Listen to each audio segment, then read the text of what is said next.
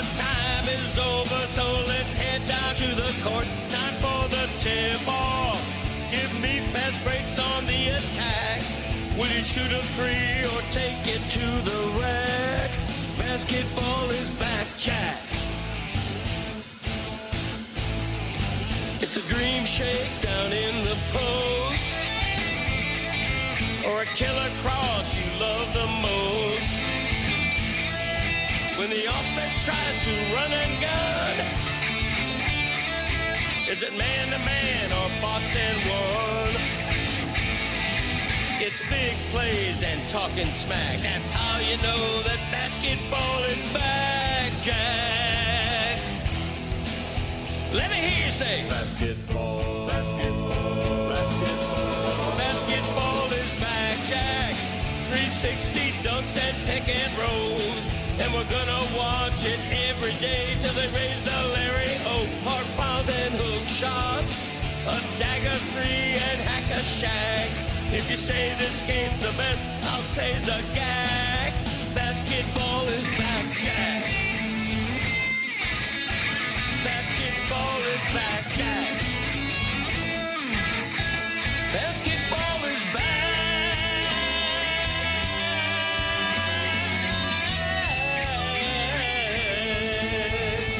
Basketball is back, Jack.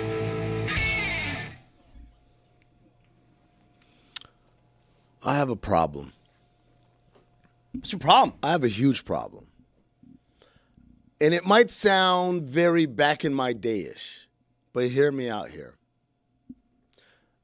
I don't want to listen to anything anymore. I don't want to watch anything anymore. I want to read. Why do you want to read? I'm intrigued. Go on.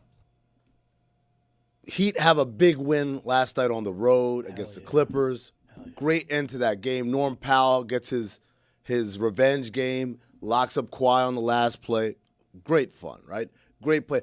Bam Adebayo, 25 and 10. That dude Great is game. aggressive. They're running their offense. They ran the same set, I want to say, 4 or 5 times down the stretch. Clippers had no answers. You know what I wanted? I was like, you know what? Big win. Norm Powell, revenge game. I wonder what they said after the game. So I'm trying to find a transcript of the post-game comments. That way I can read, I can make notes, I can copy and paste, ready for the show. Everything is a YouTube video. I don't want to watch no video, man. I ain't got time for that. I want something I can look, read, refer back to, look away, look back at. Not like, oh, hold on, let me rewind it again. What do you say? Oh, yeah, he said that. I'm tired of this. I got a little something for you. Yes. Wait till you find out about YouTube's transcripts feature. You go onto the transcripts and you read them, and they're long, yeah, but Fair? you get the whole thing. Yep.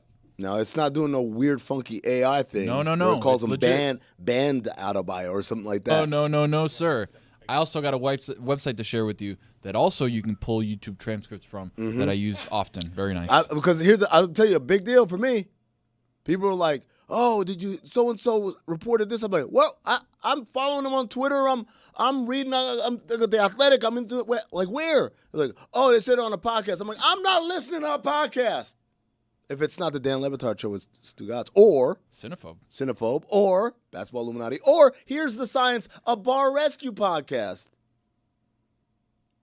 And even those, you don't really listen. You talk in them. I listen to Cinephobe every single episode. After you record it? Because it drops like weeks later. So, But you lived it. oh my God! But to relive it, mwah. You're the Greg Cody of the day. Oh my God! Speaking of that, I don't know where he is. Well, there's traffic because there's a big thing happening, and I'm but sure the big thing's tomorrow, though. It's not today. It's tomorrow. I can't wait. it's like there's like a tidal wave. It's like a ripple that starts and a crest, and then on the other side of it. I'm not gonna do that. I'm not gonna do the Dan thing and sit here and shame Greg Cody for not leaving earlier when he knew there was a huge event happening downtown. All right, good. I'll be the one to do it then. So Greg is late like every week, all right? And this week in particular, we were specifically told, today's election day, Tuesday, Wednesday, Thursday. Tomorrow the president is going to be here, okay? Not here, but across the street. Across That's the here. Kaseya Center. That's here. It's here All right. for us. Might start joining That's us. here. Tuesday, Wednesday, Thursday. So we were specifically warned and given options, okay, as far as how to make sure we are here on time. Matter of fact, your boy Amin, that's me, I took the bright line Wow. Same. for the first time ever today. How was it? I liked it. Did you get a little morning pop? Just something to get you in the mood a little bit? Nah, I took my seat. I wanted to make sure I was following directions, and I just enjoyed the quick ride, and then I got off and I walked on over here, all right? I liked the bright line. I'll probably do that again tomorrow.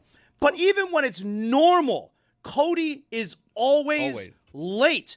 God forbid he decides, instead of setting his alarm for whatever godforsaken time it is that he gets up in the morning, how about you do it 10 minutes earlier? 10 minutes earlier. And you want, I'm not getting up at this. 10 minutes earlier, and you won't be late. He refuses to not be late. You would think he would get out of his tomb now that the sun comes out earlier.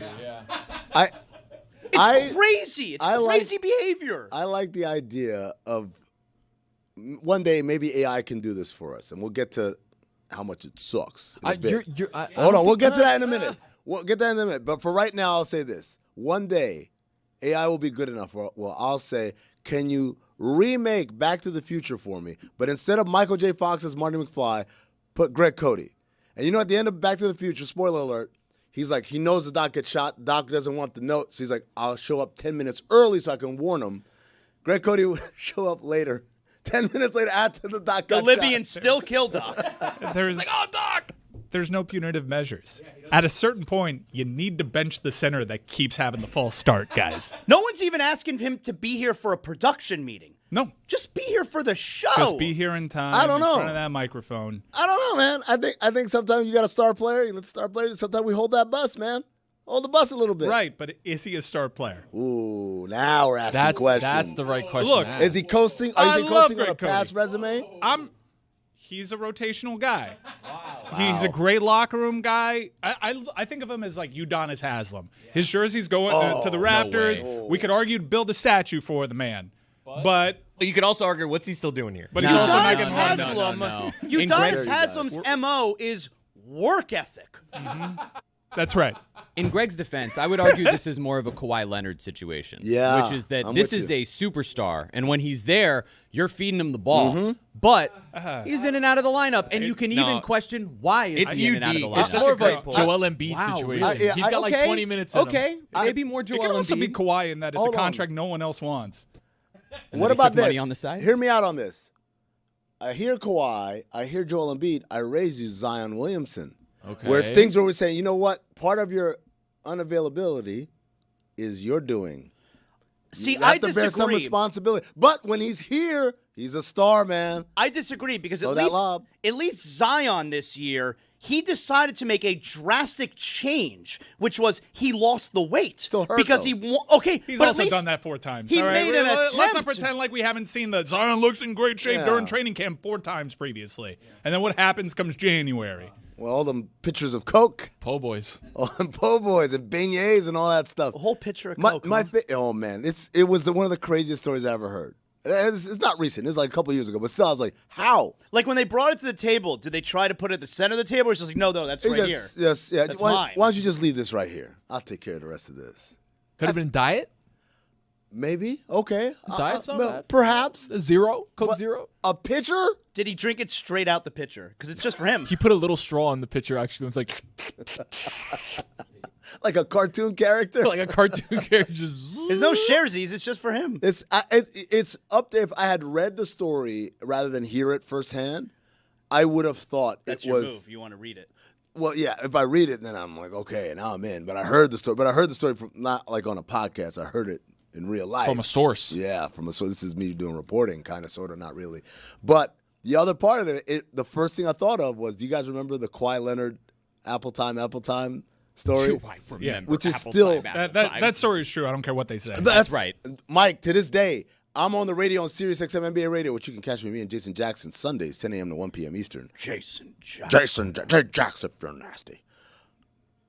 When people call and, all right, call, you're on the air, and he's like, hey, guys, how's it going? Which they do. It's Dan outlawed years and years ago on this show, but people still do it on other radio shows. Every time someone asks me how I'm doing, my response always is Apple time, Apple time. And I just wait to see if anyone notices. To this day, no one ever say, wait, what'd you say? Everyone's just like, oh, yeah, that's great. Like, but the Kawhi Leonard Apple time story is the purest example of I want to believe, right? When we talk about fake stories, right, made-up stories, there was a story yesterday about a certain collegiate executive being ejected from a game. And I like that story. Turns out it wasn't real, but the reason why people thought it was real and ran with it was because they want to believe. They want to believe. But the account was followed by Joe Shad. Yeah, it's all Joe Shad's fault. He's not willy-nilly with his follows. What's the threshold for the followers on the account that puts something believable, not believable out there? There is no threshold. For Really? me, if I don't know you, you out of here. So I'll give you a great example. But why would you know someone covering play-by-play Yeah, of you a don't St. know Bonaventure everyone. game? It wasn't because it was a tournament. It wasn't a random game at wherever the hell they are at. I mean, Joe Shad follows don't just grow on trees. I'm just saying, man, like, my thing, remember when someone came out with this lengthy column about Michael Jordan is coming back to do TV because he's sick of people, like, staying in the past and he wants to, like, big up the current generation. And everyone ran with it. And I said, wait a second. This thing was, first of all, published on Medium.com, which is basically a glorified blog spot, right? But second of all, the credentials of the guy said he was a columnist for the Chicago Tribune, which everyone ran with, who's covered the NBA for 15 years. I said, buddy, if you covered the NBA for 15 years, I would have heard about you. You can't be an unknown working at the Chicago Tribune and you go cover my sport for 15 years. Mike, you say, how would I know? I may not be on top of college basketball like that.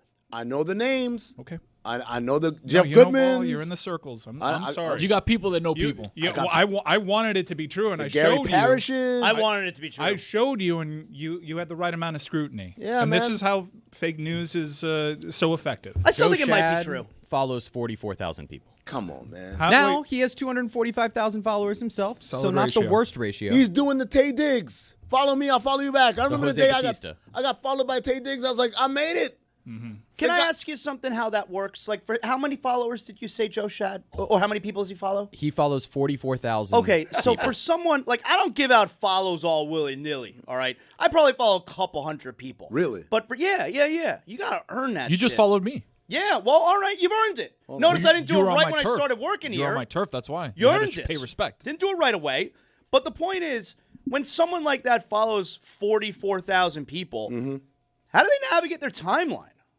Zaz, how 560 people I'm hearing is And that's how many. He Zaz follows follows- 561, and he has How do 47,000. you navigate your Good timeline? for you. How do you navigate your timeline now? It's not even the people that you follow. yeah, it it's just force I don't feeds see you an anybody I algo. follow, by the way. That's why I don't use Twitter as much anymore because it's just like I'll open I've seen it. you lately in the Twitter streets, though. I've seen you lately. Just replies. I Yeah. do reply. I take care of my Your garden. Threads algo is dialed. My Threads is on point, baby. Man, I never check that thread. Threads. I like Threads. Threads is where it's at, man. The, never the checked. algo I don't know is if it's worth exactly I don't where know I about like that. it. But like my Twitter, I'm at like 119, and I follow 1,190, and that's a lot. That's a lot, man. But it's 10% of like what I have. But you only have 119 followers. You got to up your game. 119,000. Oh. Put that K on that. With that respect, Greg. Hey, good How's it morning. going? It's going great, thank you. Do you have it back in my day? What? We talked about it last week that you were going to have it back in my day. Oh yeah, damn, Tuesday. I forgot. It's surgery week. It's knee week. There you go. You know, He's Zion, guys. What you want? When he plays, he's amazing, but he's hurt a lot. I'm hurt. That's on me. Yeah. I didn't know that it was knee week. It's I'm knee sorry. week. Yeah, man. You got a lot on your plate. How you feeling, Greg? It's going knee up to knee eve. week. You know, I'm a little apprehensive. Yeah. Going under the knife tomorrow. So Is this first surgery ever, or like No, you ever third. gone under? yeah. He had famously to get the that's tumor right, out the tumor. a few years ago. The- And then I had the belly button thing. You're also you of went a- under for that? That was a local? You're of an that was a age full where anesthesia. Wow. going under the knife at this point is always a Scary. risky proposition. Right. Well, thank you for that. You never Yeah. know if you're Yeah, going to wake right. up.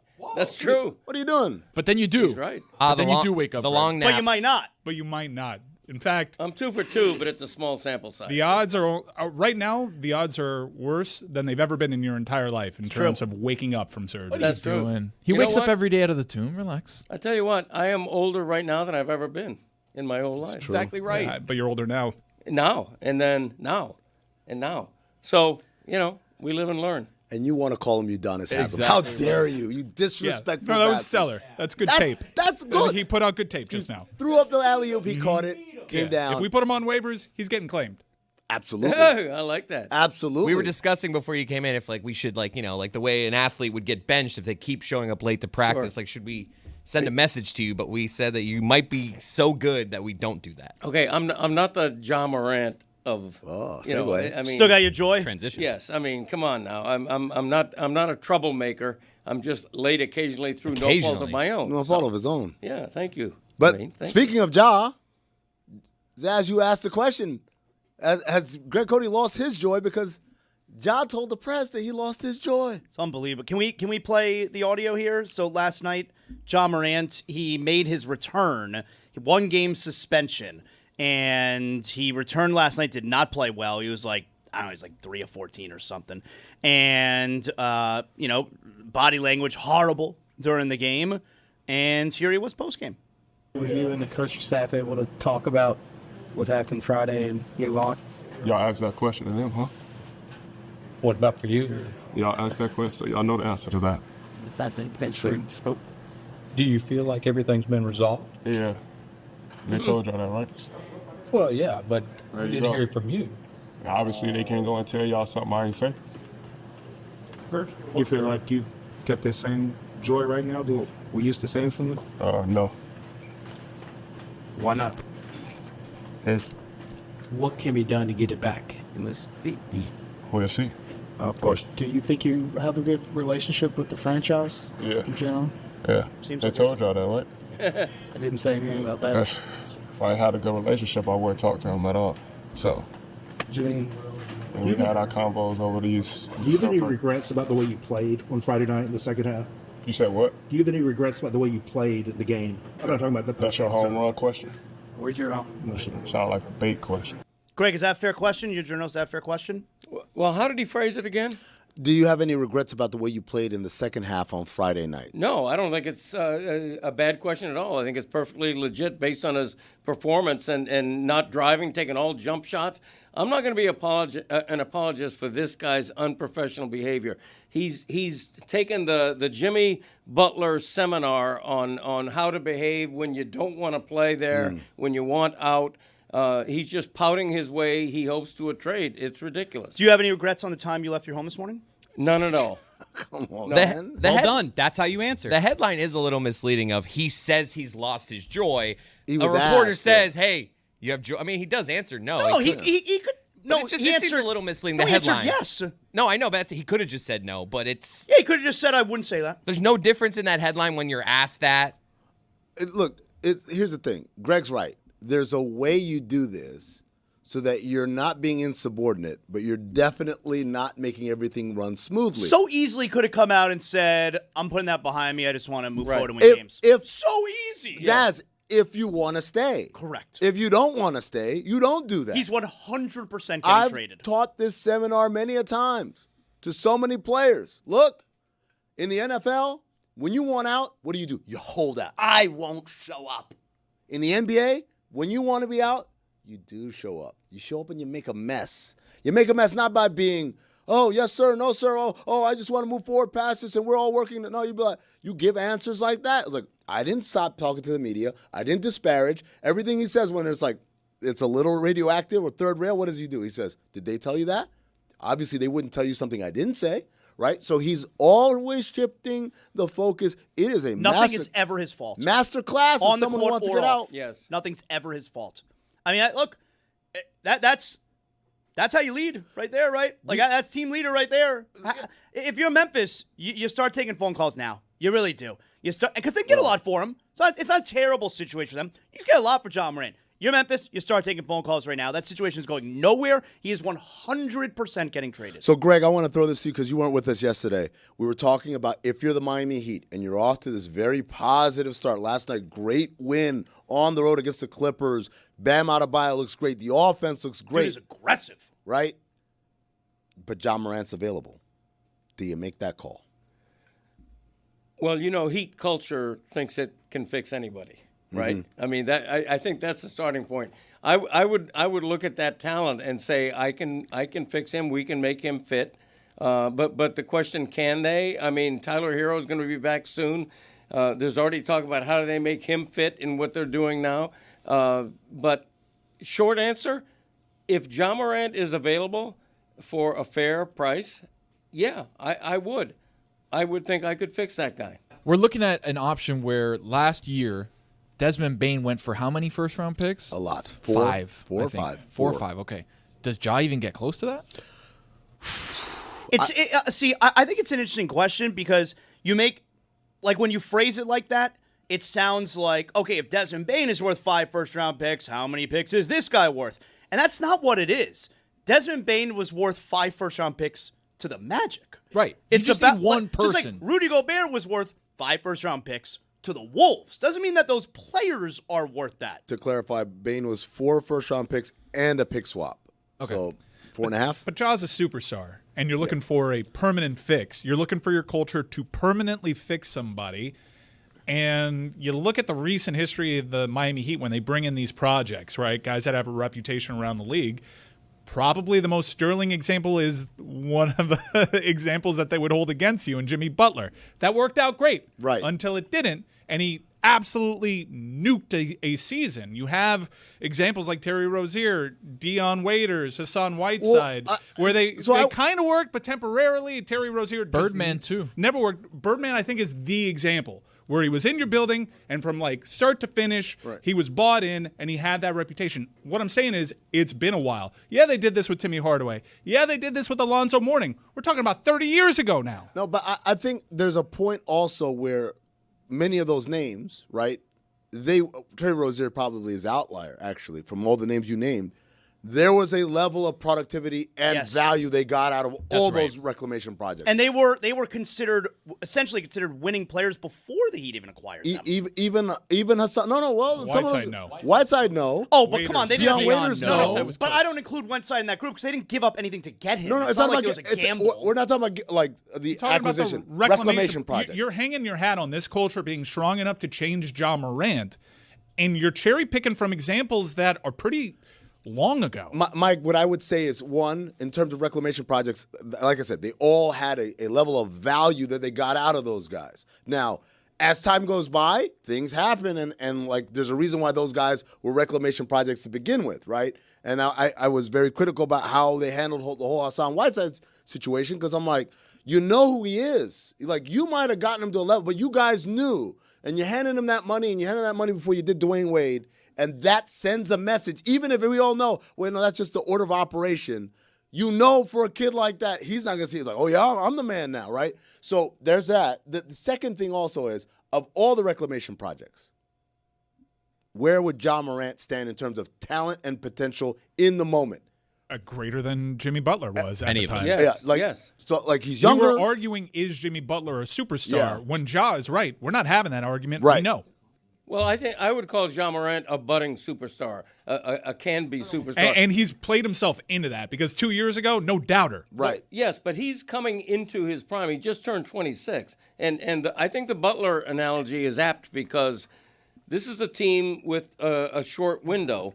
And if they get 4 or 5 big years out of Ja Morant, that's fine. You don't expect to have this guy when he's 35. Well, he's 26. Mm-hmm. He's smaller but super explosive. Mm-hmm. And we have some examples at that position of smaller explosive guys like John Wall, wear and tear. It'll age poorly.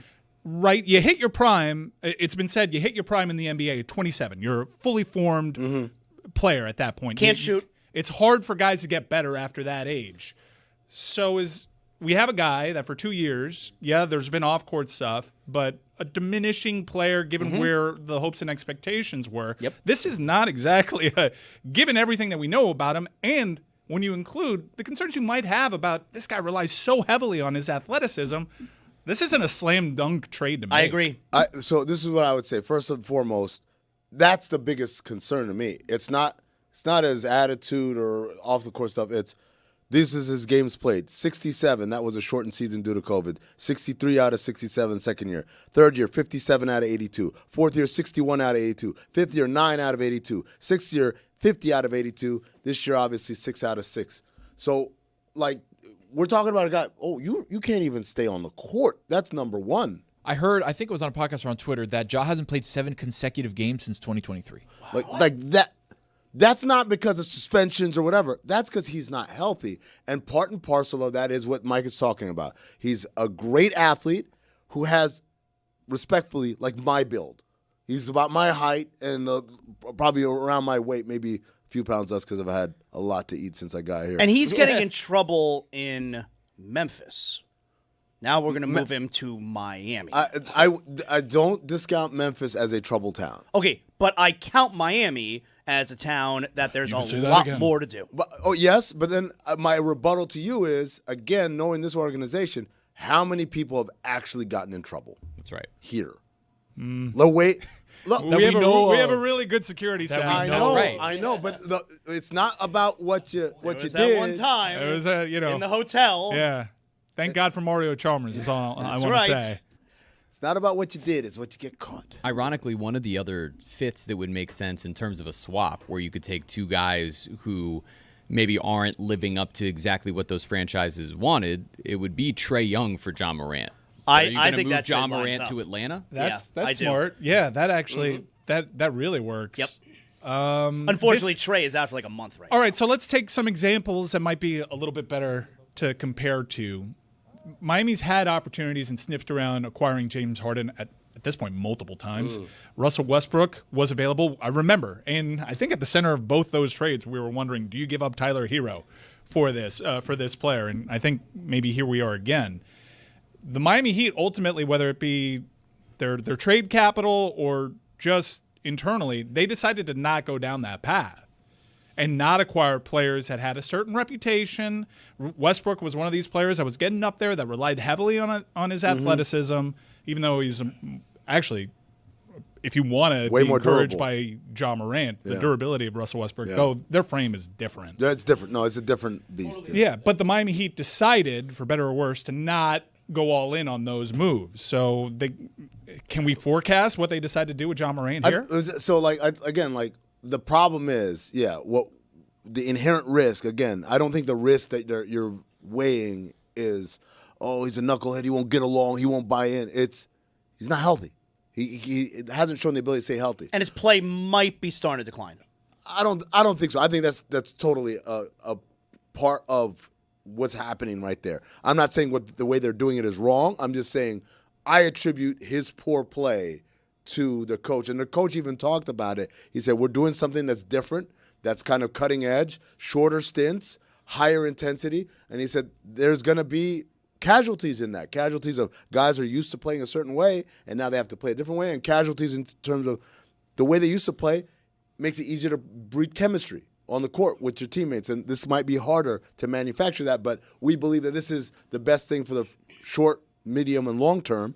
And that's all well and good. But again, it goes back to what I talked about yesterday, Greg. I said, that tells me they never had the conversation with Ja, which tells me organizationally, either they're idiots or they've moved off of him. They're like, maybe this team isn't meant to be built around him. You really believe they haven't had that conversation with Ja? There's no way you have something that drastic of a change and you're not, like, your star player is not bought into that. You can't do that. You cannot say... Well, they can't force him to buy into it. Yes, then you don't do it. That's the point. I remember when Don Nelson was the head coach of the Knicks. Greg, you remember this, right? It was a short stint, and they were above 500. But Don Nelson was like, we're not going to give the ball to Patrick Ewing anymore.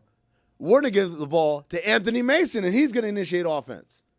Dog, you're asking to get fired at that point, unless the organization is like, yeah, I like it. And if that's the case, then they've already made a referendum on the star player who's getting de-emphasized here. So then they've chosen Jaren Jackson. That's, to me, or they're idiots. They could be idiots. You always leave that door open. I'll give you a positive example of this. The Toronto Raptors with Dwayne Casey and Kyle Lowry and DeMar DeRozan, they'd win 50 games. They'd win the division. They'd go to the conference finals. They'd lose in the playoffs to LeBron every single time. Dwayne Casey's last year, he says, guys, they were a very ISO-heavy ball club. So we're not going to win like this. We're not going to win with the ball in your guys' hand. We won 100 pick and rolls. We have to have more of a motion offense. But you know what he did? He took, this is before, their season had just ended. He took Kyle Lowry and DeMar DeRozan to the NBA Finals to go watch the Warriors play. He said, that's how I want to play, moving like that. You see how Steph is off ball, how much of that? That's how we need to play if we're going to break through to the next level. And they spent a whole summer talking about it. They were bought in that next year. He was coach of the year. They won a shit ton of games. They still lost to LeBron because them's be the breaks, right? But the point is, when he made the decision, I'm changing the system that's made both of you guys millions of dollars. The system that made both of you guys perennial all-stars. I'm changing it. This thing that you do so well and you're so successful at. And by the way, we're winning 50 games. We're going to the playoffs. We're losing to the eventual, like the best player in the league or whatever. They have every reason to say, man, I ain't doing that. It ain't my fault. But he sold them on it, and that sell job started before the start of the new season. It started before the end of the old season. He starts selling them on that. And they come in, and they bought in. Now, Dwayne Casey got let go after that, but that was not because DeMar DeRozan and Kyle Lowry were like, get this bum out of here, right? Matter of fact, Nick Nurse was the assistant, and he took over, and he continued that same system, which they eventually won a championship with Kawhi Leonard. So I say this to say, Zaz, you don't make a drastic change to your system without buy-in from your star player unless you don't give a fuck about what he thinks. And in which case, you do whatever you want, especially for a first-time coach. You trying to get fired, dog? You want to piss off the best player in the locker room? Well, maybe they don't care what he thinks. But that's my point. Maybe they don't care. That's my point. Maybe it was two things. They don't care what he thinks because A, if he doesn't like it, we will then deal with it. So we're kind of tired of him anyway. Or he may not like it right now, but he's going to like it when it works. And we're winning. Like, I will win him over with this new style of play. Oh, man. Jeremy, the show within the show. Make it the show. Sacramento Kings. Oh, my God. That's a spot. They would absolutely give the sun, the moon, and the earth. And then I would have the delight of saying, who's better, De'Aaron Fox or John Morant? In real life, we could see what John Morant gets done over there. That makes so much sense to me. Like, when you look at their contracts, right? I mean, you're a bad basketball team. And you have $47 million in Zach LaVine. You have $42 million in Domantas Sabonis. You have $24 million in DeMar DeRozan, $18 in Monk, $15 in Schroeder. Like, you have all of these guys that are movable contracts, and you desperately need to do something different than the roster that you created here. You just put together a bunch of pieces that are names that really have no flow to their games. They don't complement each other. Obviously, like, building something around the idea of Sabonis and Morant offensively is very interesting. And when you look at how long those guys are under contract, like Sabonis directly matches up, and LaVine has a player option next year. So if Memphis just wants to get out of this, they can do that with Zach LaVine. At the very worst, it's next season instead of one more year of Morant. Like, that seems to be the place that makes the most sense so that they can make a splash and Memphis can kind of reset. Yeah, but it's where it makes a sense for Ja Morant too. You're trading for a little bit of a head case type player, right? If he doesn't want to play for Sacramento, if that's the last place in the league he wants to play, do you really want him if you're Sacramento? Splash. Let me say this, Greg, respectfully.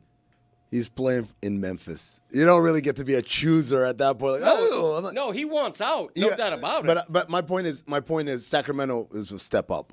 Everything is a step up off of Memphis. I also feel like he believes a step up is going to be wherever he can go, that they do whatever he wants. Where he wants to play. He play the way he wants to play. I think that's the big thing. I'm looking at this through the Heat lens right now. If you're the Heat, it's about fit and cost. Can you make him fit? Does he want to play for you? Is the team sold on it? What does Captain Bam say? I think everybody has to be on board. And if the cost is right, then you go for it. You're not going to trade Hero and 2 first-round picks, but if the cost you wouldn't is right, have to. I think they would. Every time. I don't think they would. I don't think they would. I hear you.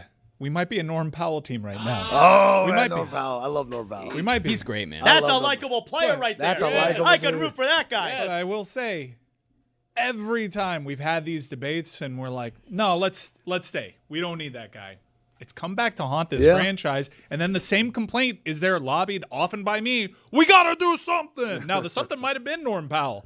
But It sure looks like it. Can I ask you I'm guys? a little scared given the recent history. I will say you're talking about guys who most of the time when you were talking about making those moves were still at the peak of their powers or just starting to tail.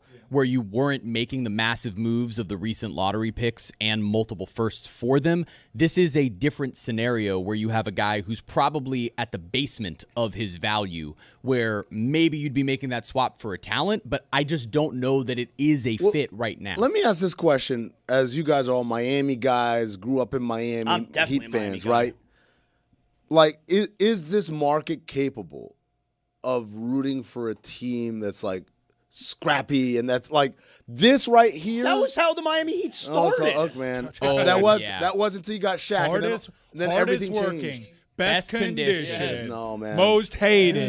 You know that's Most Brother. physical, nastiest, You guys- toughest team in the NBA. That's right. you guys know that's not like Did you ever see Thunder Dan Marley get a hip into a guy? been on You the see 30 and PJ 11. Brown, you see when he tossed that Charlatan Charlie Ward into the crowd? Did Bruh. you see Tyler Johnson and James Johnson off the bench? Come on. We wrote it on the court. I'm gonna tell you guys right now. This is who we are. You are It's my life. fugazi. No. If Hey, you I'm think- not LeBron, D Wade, and Chris Bosh. No. You're- I'm John Hell, Crowdy and Hollywood Sasha is hell. Danilevich. Someone who was what 12 years old I'm the man in to steal Eric 2004, You right? know about Grant Long? Someone who was 12 years old in 2004 is now in their Dwayne 30s. Carswell. That guy, all they know is You know we what, had Keith Shaq, Atkins? and then we had Dwayne Wade, and we had LeBron. I was 11 and years old when the Heat won the championship, and I bleed Heat Hey, culture. hey, How saying, dare you? Are you Let's not- hold on, let's not act you like this is an waxing old thing. poetic about Ike Austin You know what, and James Vashawn Posey? Leonard? Guys. No, but I am about Luke Babbitt. Guys, they were that in 2020. When they made it to the bubble finals, basically. they were that scrappy. And team. you remember guys Myers Leonard? wanted more. You guys yeah. wanted more. Yeah, but we rallied around that team. The question that you asked is Miami capable of loving rooting a for blue-collar of team? loving a This is it. blue collar team? Yes, we this are. is it. The two most recent finals we've been to, we had that blue collar So team. blue collar. Right. It's all about winning for Heat fans. They don't care about anything else. Plus, if you Forged get, in fire. if you get Jean Morant, all of a sudden it helps you on the most hated category. Oh, definitely get them I do blues. miss that too. That's a spectrum. Blue collar, most hated. Good with both. 6'7" is what you just did.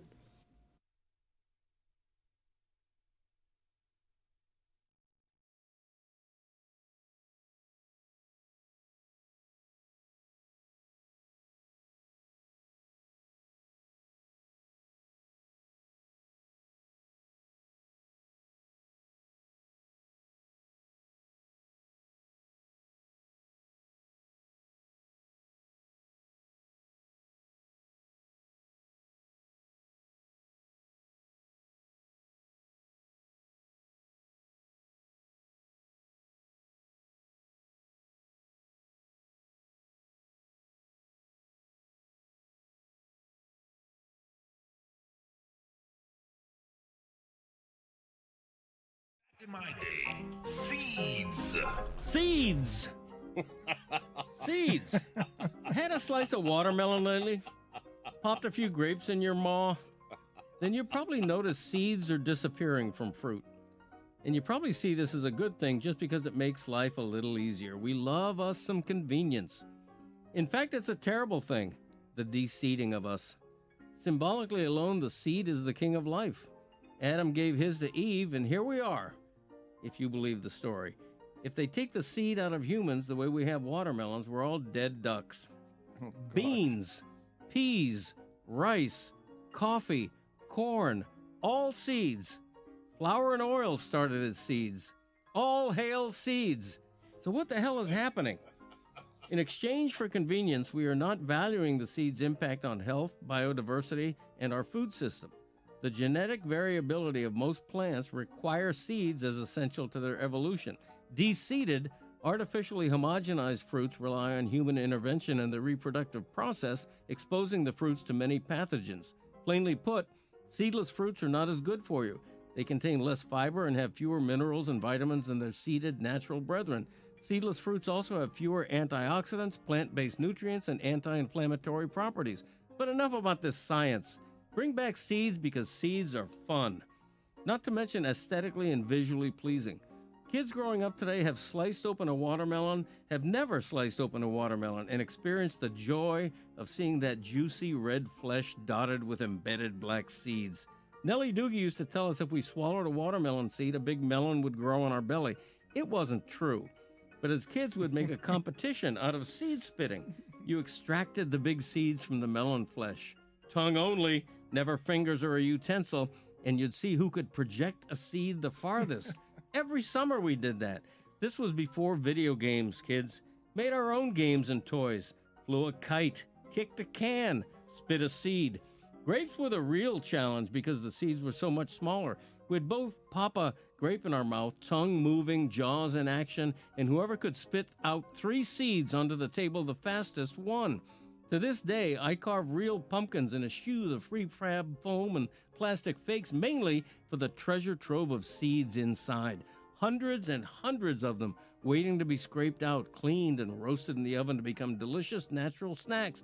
Respect, worship, and bring back the seeds. I need a t-shirt that says convenience is overrated. Insist to your local grocer that you'll take your watermelon seeded, please, and the grapes too. I'm Greg Cody, and that's how it was back in my day. Journalism is dead.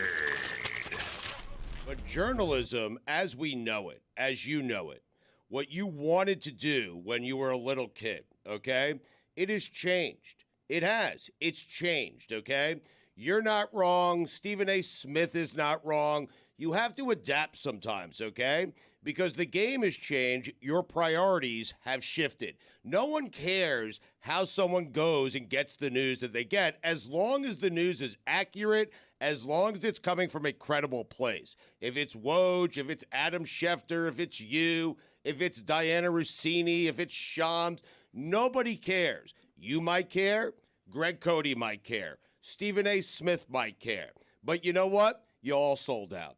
Every single one of you, okay? Stephen A. Smith jumped inside the circus tent. I don't blame him. Why'd he do it? Because he had to do it. Because the game has changed. You jumped inside the circus tent. You did. You did so with me. Think about that. With me and with Greg Cody every Tuesday, okay? And so you have ditched journalism a long, long time ago because why? Survival of the fittest, Dan. You have to change with the times. You have to roll with the changing environment, roll with the changing industry, and that's what you decided to do. That's what Stephen A. decided to do. And for Woj, for guys like him, the game has changed slightly, where he went out and he sought reports, and he wanted to be the reporter. And you know what? If now he has morphed into a mouthpiece for the Blazers, I'm okay with it. I am good with it. I don't care. Survival of the fattest. Everyone, exactly. Everyone is selling out to make a buck. What a terrible timing. It was great. Like that joke. Hey, just give it up. You all want to be journalists. You're not journalists anymore. None of you. Not a one of you. Sorry. You didn't even hear the joke. You I did. Survival of the fattest. It was great. It just could have been done after Stugotz stopped talking, Dan. Right. Yeah. Yeah. Shoehorn that But I'm in. okay. I'm okay You're with splitting it. hairs. Right. Okay. You adapt. You roll with things, man. That's it. You know, Dan, you started off, if you're a driver, you drove a yellow cab and you were loyal to the yellow cab. You know what? But the game has changed to Uber, to Lyft, to private driving. And you know what? You have to ditch the yellow cab and you have to drive an Uber. Why? Because you'll make more money. Why? Because more people are taking Uber than the dirty yellow cabs. That's why. That's what you do. No one cares about journalism. You know what they care about? Laughing, being entertained. And you do a great job of that. And Stephen A. Smith does a great job of that. No one cares about journalism. People care about smiling. That's it. You know, this morning I found myself while I was driving Claire to school. I told her, you ask a lot of questions. You should be a journalist. And now here in this conversation, I just, don't be a journalist. Like, exactly. Do something else. It's over. Sad. You're going to let Stugotz parent your daughter. You think that's a good idea? You think journalism is a good occupation to choose now? No, I would not.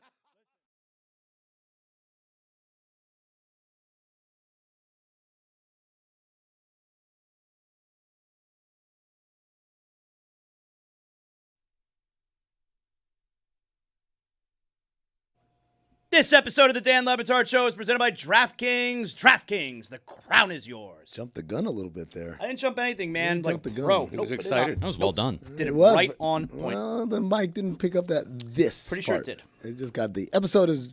It's like on a Go buzzer back beater and where listen. you're looking at the replay and I'm you're seeing if listening- the I'm ball was seeing- still on the fingertip.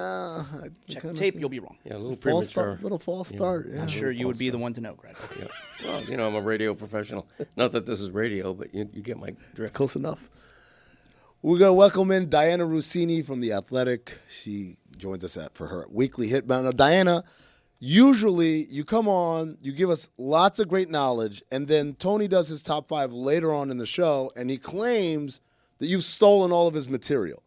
And so today we're going to do something a little different. Okay. We're going to let Tony do his top 5 first, but Tony right now is going to deliver it live on location from outside the America Business Forum. That's where President Trump is going to be here tomorrow. That's why there was all the traffic that made Greg late, uncommonly late today. So, Tony, you're out there right now. The crowds still haven't started arriving, but you know it's happening. You ready to give our top 5? Yeah, I mean, I'm ready. There's a couple people camped out right now. I'm here in the parking lot waiting for saying I need credentials to be here. I'm outside of the Crescea Center. Like, I'm good. You're on. I gotta pack it up and go. I'm not good here. No, not at all. Not at all. Okay. Seems like Seems like credentials are needed for this You're spot. outside so I'm on a public I'm gonna have to street. move, guys. I know where you are. You're across the street. I'm across the street. Tell him, yeah. Doesn't matter. You gotta leave now. Mention my name. Okay. All right. Wow. Zaslow? No, that's not my name. You have Okay. It's not my name. Okay. All right, guys. All right. All right. Go, Well, go to Diana. Go to okay. Diana. Well, I guess have Diana's figure going to it have out. to do hers first then. Wow. Yeah. That was great. Shocking. So Diana, see, he doesn't have the clout that you had. You were in the God bless lobby of a America. hotel yelling, had your volume on high. Nobody told you anything.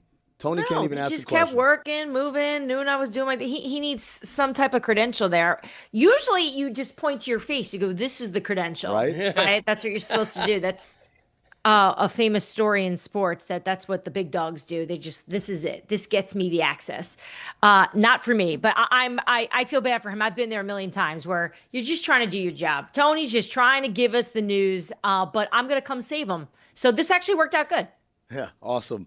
So we're here in Miami. Obviously, the big story this week was the firing of Chris Greer, the trading of Jalen Phillips. What can you tell us as far as not necessarily the timing of the firing, but the fact that it wasn't a clean sweep with him and Mike McDaniel? First of all, this is the first time I've ever done a show without Dan. Really? Wow. Yeah. Congrats. The vibes are very different, guys. You know Better what? or You guys know this? Diana Rossini's first day at ESPN. Me and her met Yep. in the basement Yep. of Building 0, was it? Or Building... Is like building 3, Building and you were 3. like, There shouldn't be building 0, Run. right? Like, what are we doing with that? So me and Diana go way back. That's why the vibe is Hold on, different. I'm writing down that piece of trivia. Thank you for sharing. Oh, way back. Yeah, you were so. By the way, you were great. You're so nervous. You're nervous your first year at ESPN. Forget your first day, right? dude, It's it was just- your first day. You were nervous. I've know. been there. So they had me doing these like digital shows, which at the time was considered like the lowest level of like appearances, and they had hired me for SportsCenter, and I was just like waiting for like the call up. So they put me in like the basement, like literally the basement. And I'd be like, what am I doing down here? And you would be so nice and be like the guest after you would do the big shows. Yeah. To just sit with me. And I didn't know what I was doing. And you would just like power through, and you essentially were hosting and doing the analysis for me because I couldn't handle it. So thank you for doing 2 jobs at once. I somehow made it upstairs though eventually. my pleasure. Your talent got you upstairs. You were awesome. Also, Mike's like, it's deadline day. What are we doing? You know what we're doing? We're humanizing. Stop Yeah, humanizing. these are people. She's These a- are human beings. She's an NFL insider, and right now, NFL insiders are the most popular people on the planet. I'm not sure if you've seen your timeline, but the discourse is crazy, and people are supporting Diana's line of work.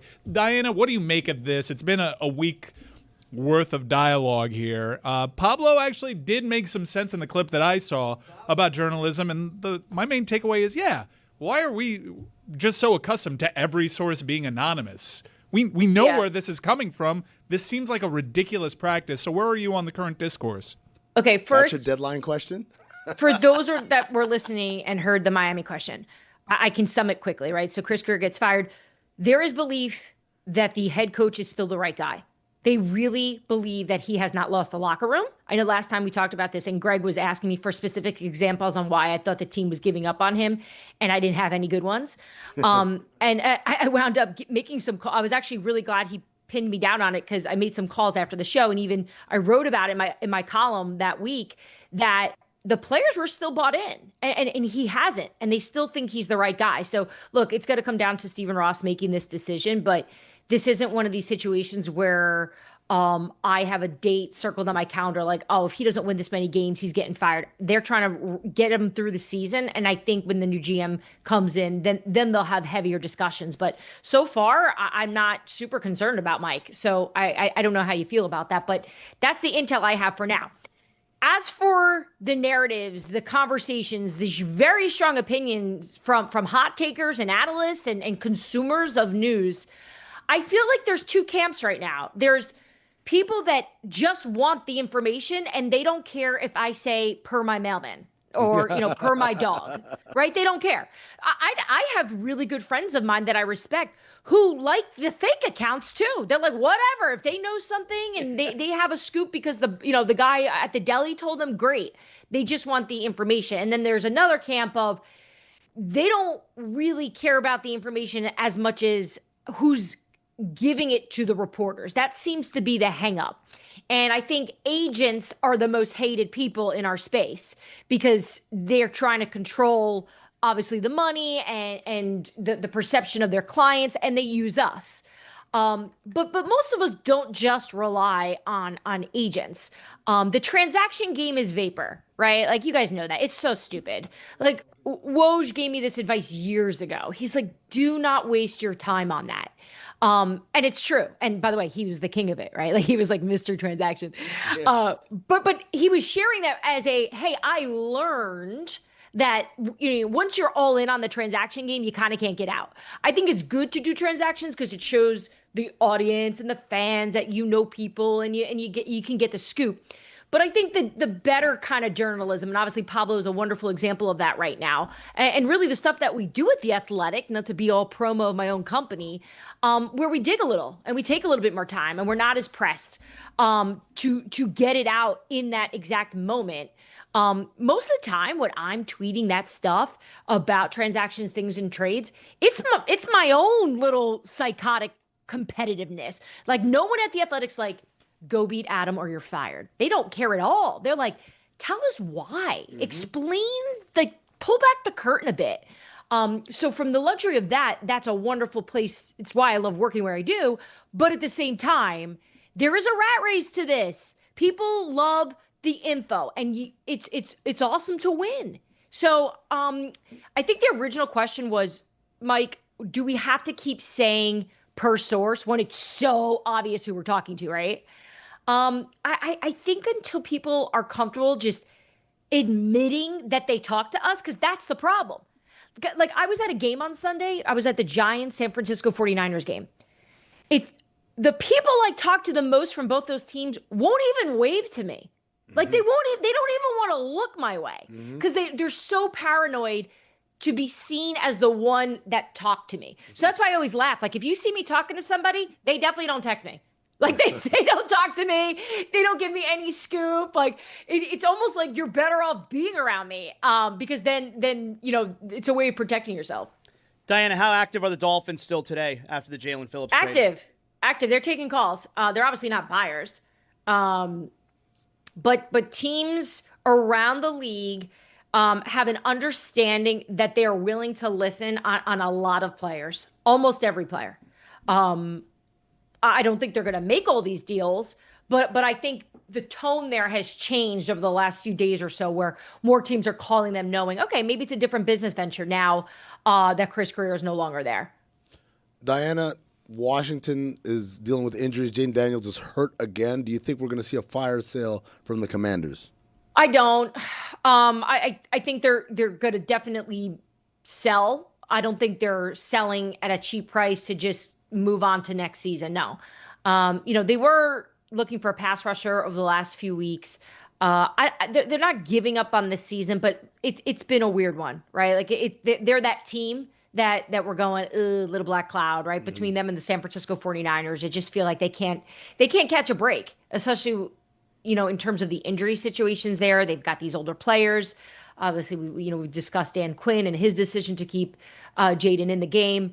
They're just, for a team that was so electric last year and I think had a lot of potential to be good, things are just not swinging their way. But I don't think this is an organization that's like, let's just sell it all off. I think right now they're trying to keep this thing intact. Another team that seems to be falling apart is the Cincinnati Bengals. Me and Zaz had a lot of fun yesterday listening to Jamar Chase. Offense and defense are gonna fight. Yeah, like they hate each other. They hate each other. They're openly war of words in the media against each other. There's no way that this whole thing stays together, right, in Cincinnati? And it's so bad. That's to me, like, forget reporting and press conferences. When it's individual players essentially taking passive aggressive and sometimes just aggressive shots at each other, it's the worst of the worst, right? Because that just tells you the culture, and that means from the top down, it's not good. And they know it. I talk to people in Cincy, like the players know, like it's been a hard year for them. And obviously Joe Burrow is the center of all of this. And he kind of represented the hope of, if we could just get through, and Joe will get back. And timelines with injuries, as you guys know, it's so hard to predict. Like, great, awesome. In most cases, coming off a turf toe injury, surgery, you're back in this many weeks. But look at Brock Purdy. He didn't even have surgery. He's got the turf toe. He was expected to be back like 4 weeks ago. He's still not playing, right? So like you just never know. So I never liked this theory that, let's just get through these games and then Joe can save the day, because that wasn't a fact. So I think for now, Cincinnati is listening. They're taking calls. Trey Hendrickson's the biggest name right now in terms of teams calling, trying to gauge the scenario. As of yesterday, they were still looking for a first-round pick in exchange for him. But I can tell you, other teams that I've been talking to this morning, and even later yesterday afternoon, they think they're going to lower their price. They think they're going to drop that on Trey. We'll see if they do it. This is other teams predicting what the Bengals will do. This isn't the Bengals telling me this. So we'll see if they change their price for Trey and move on from him. It would make sense for them to do it. Diane, I got one more on the Dolphins and Mike McDaniel. The fact that it appears that Mike McDaniel could be the coach still next season for the Dolphins, is it possible then that Stephen Ross believes that Tua is the problem? Oh yeah, I think it's very fair. I think that's going to be, without a doubt, the story of the offseason of what will they do with Tua? Is this the right marriage? Right? Is he the right quarterback for Mike McDaniel? If this is the direction they want to go in, right? Like, what I want to know is what happened, right? Like, Tua got paid, which he deserved it, and something changed, and what happened internally, and I think that's going to be stuff we'll be digging on over the next few weeks. I'll tell you exactly what happened. What? Ace Hardware, 13 times 3 equals panini sandwich. Hello. Oh, sorry, CTE kicked in again. It's the fun CTE, though. It's the fun kind. What are we seeing today, Diana? It's deadline day. Yeah, let's get down to this. Occasionally, over the last couple of years, we've seen some wild ones. Which contenders are going to make moves? Is there a surprise name out there that might get moved? No, it's not as sexy as I wanted it to be. I thought it had a shot like 2 weeks ago. I thought maybe there'd be a big name player. If AJ Brown maybe kept tweeting, who knows? I was thinking maybe there would be an opportunity, but Philly has shut that down despite teams calling. So that story's over. And other than that, I mean, pass rusher is the position that a lot of teams are looking into. There was a time where I thought maybe Minnesota would make a move at quarterback, depending on how J.J. McCarthy played. Obviously, he played very well, so that's off the table. They're sticking with him and sticking with who they've got there. But I had this conversation with the general manager a couple days ago. the needs are there on every team. Every general manager is swimming in the waters today, and they're casting their pole in the water to try to catch something. But if there's no fish that are worth it, you just don't do it. And I'll tell you, there's a lot of executives who are afraid to make moves. They are. They're afraid to look bad. They're afraid to lose the trade. The best ones that I've been around over the years, they don't care. They don't care about the report card. They're just trying to make their team better. And the teams that are already very aware of what they are, right? Teams that we assume are going to be making the playoffs and by math, by those calculations, are pretty almost guaranteed at this point. It's close to it. They're trying to get better in any area. There's no specific position. Just like, if there's a good player that we can find, we're going to go get them. I just don't think there's anyone. Max Crosby's not available. Myles Garrett's not available. The ones that you want to see get moved that would be blockbuster just aren't there. So we've got a few hours left. You never know, right? I feel like I got to always put that out there because God knows with the luck of this show, while I'm on it, what would be the trade that I would just quit? Like, I probably would never come back on. Like, what could happen right now that would make you go, oh man, she just looked bad there? Mahomes, wow. Mahomes getting moved for Tua. Semi-realistic. There you go. And then to where? To Cleveland? No, Mahomes for Tua, and then Tua blowing up with the Chiefs, and then running the table. That you should quit after that. If that happened, I would quit. I would be like, never mind. If it was during the show too. Oh my God. How great would that be? It happens. In fact, I thought about it last night. I'm like, I think I'm going to text Dan and cancel and push it to Wednesday because something always happens when I'm focused on this show. And see, as my phone rings, don't worry, it wasn't anyone. Well, no. there could be the opportunity for something crazy happening because the Cowboys lost late last night, and Jerry Jones said at the beginning of the season he wouldn't put it past himself to actually use what he received in the Micah Parsons trade to go out and acquire somebody else. So if there's a team to go out and do something desperate at the deadline, Dallas' season's teetering on the edge. Do you see them doing something drastic?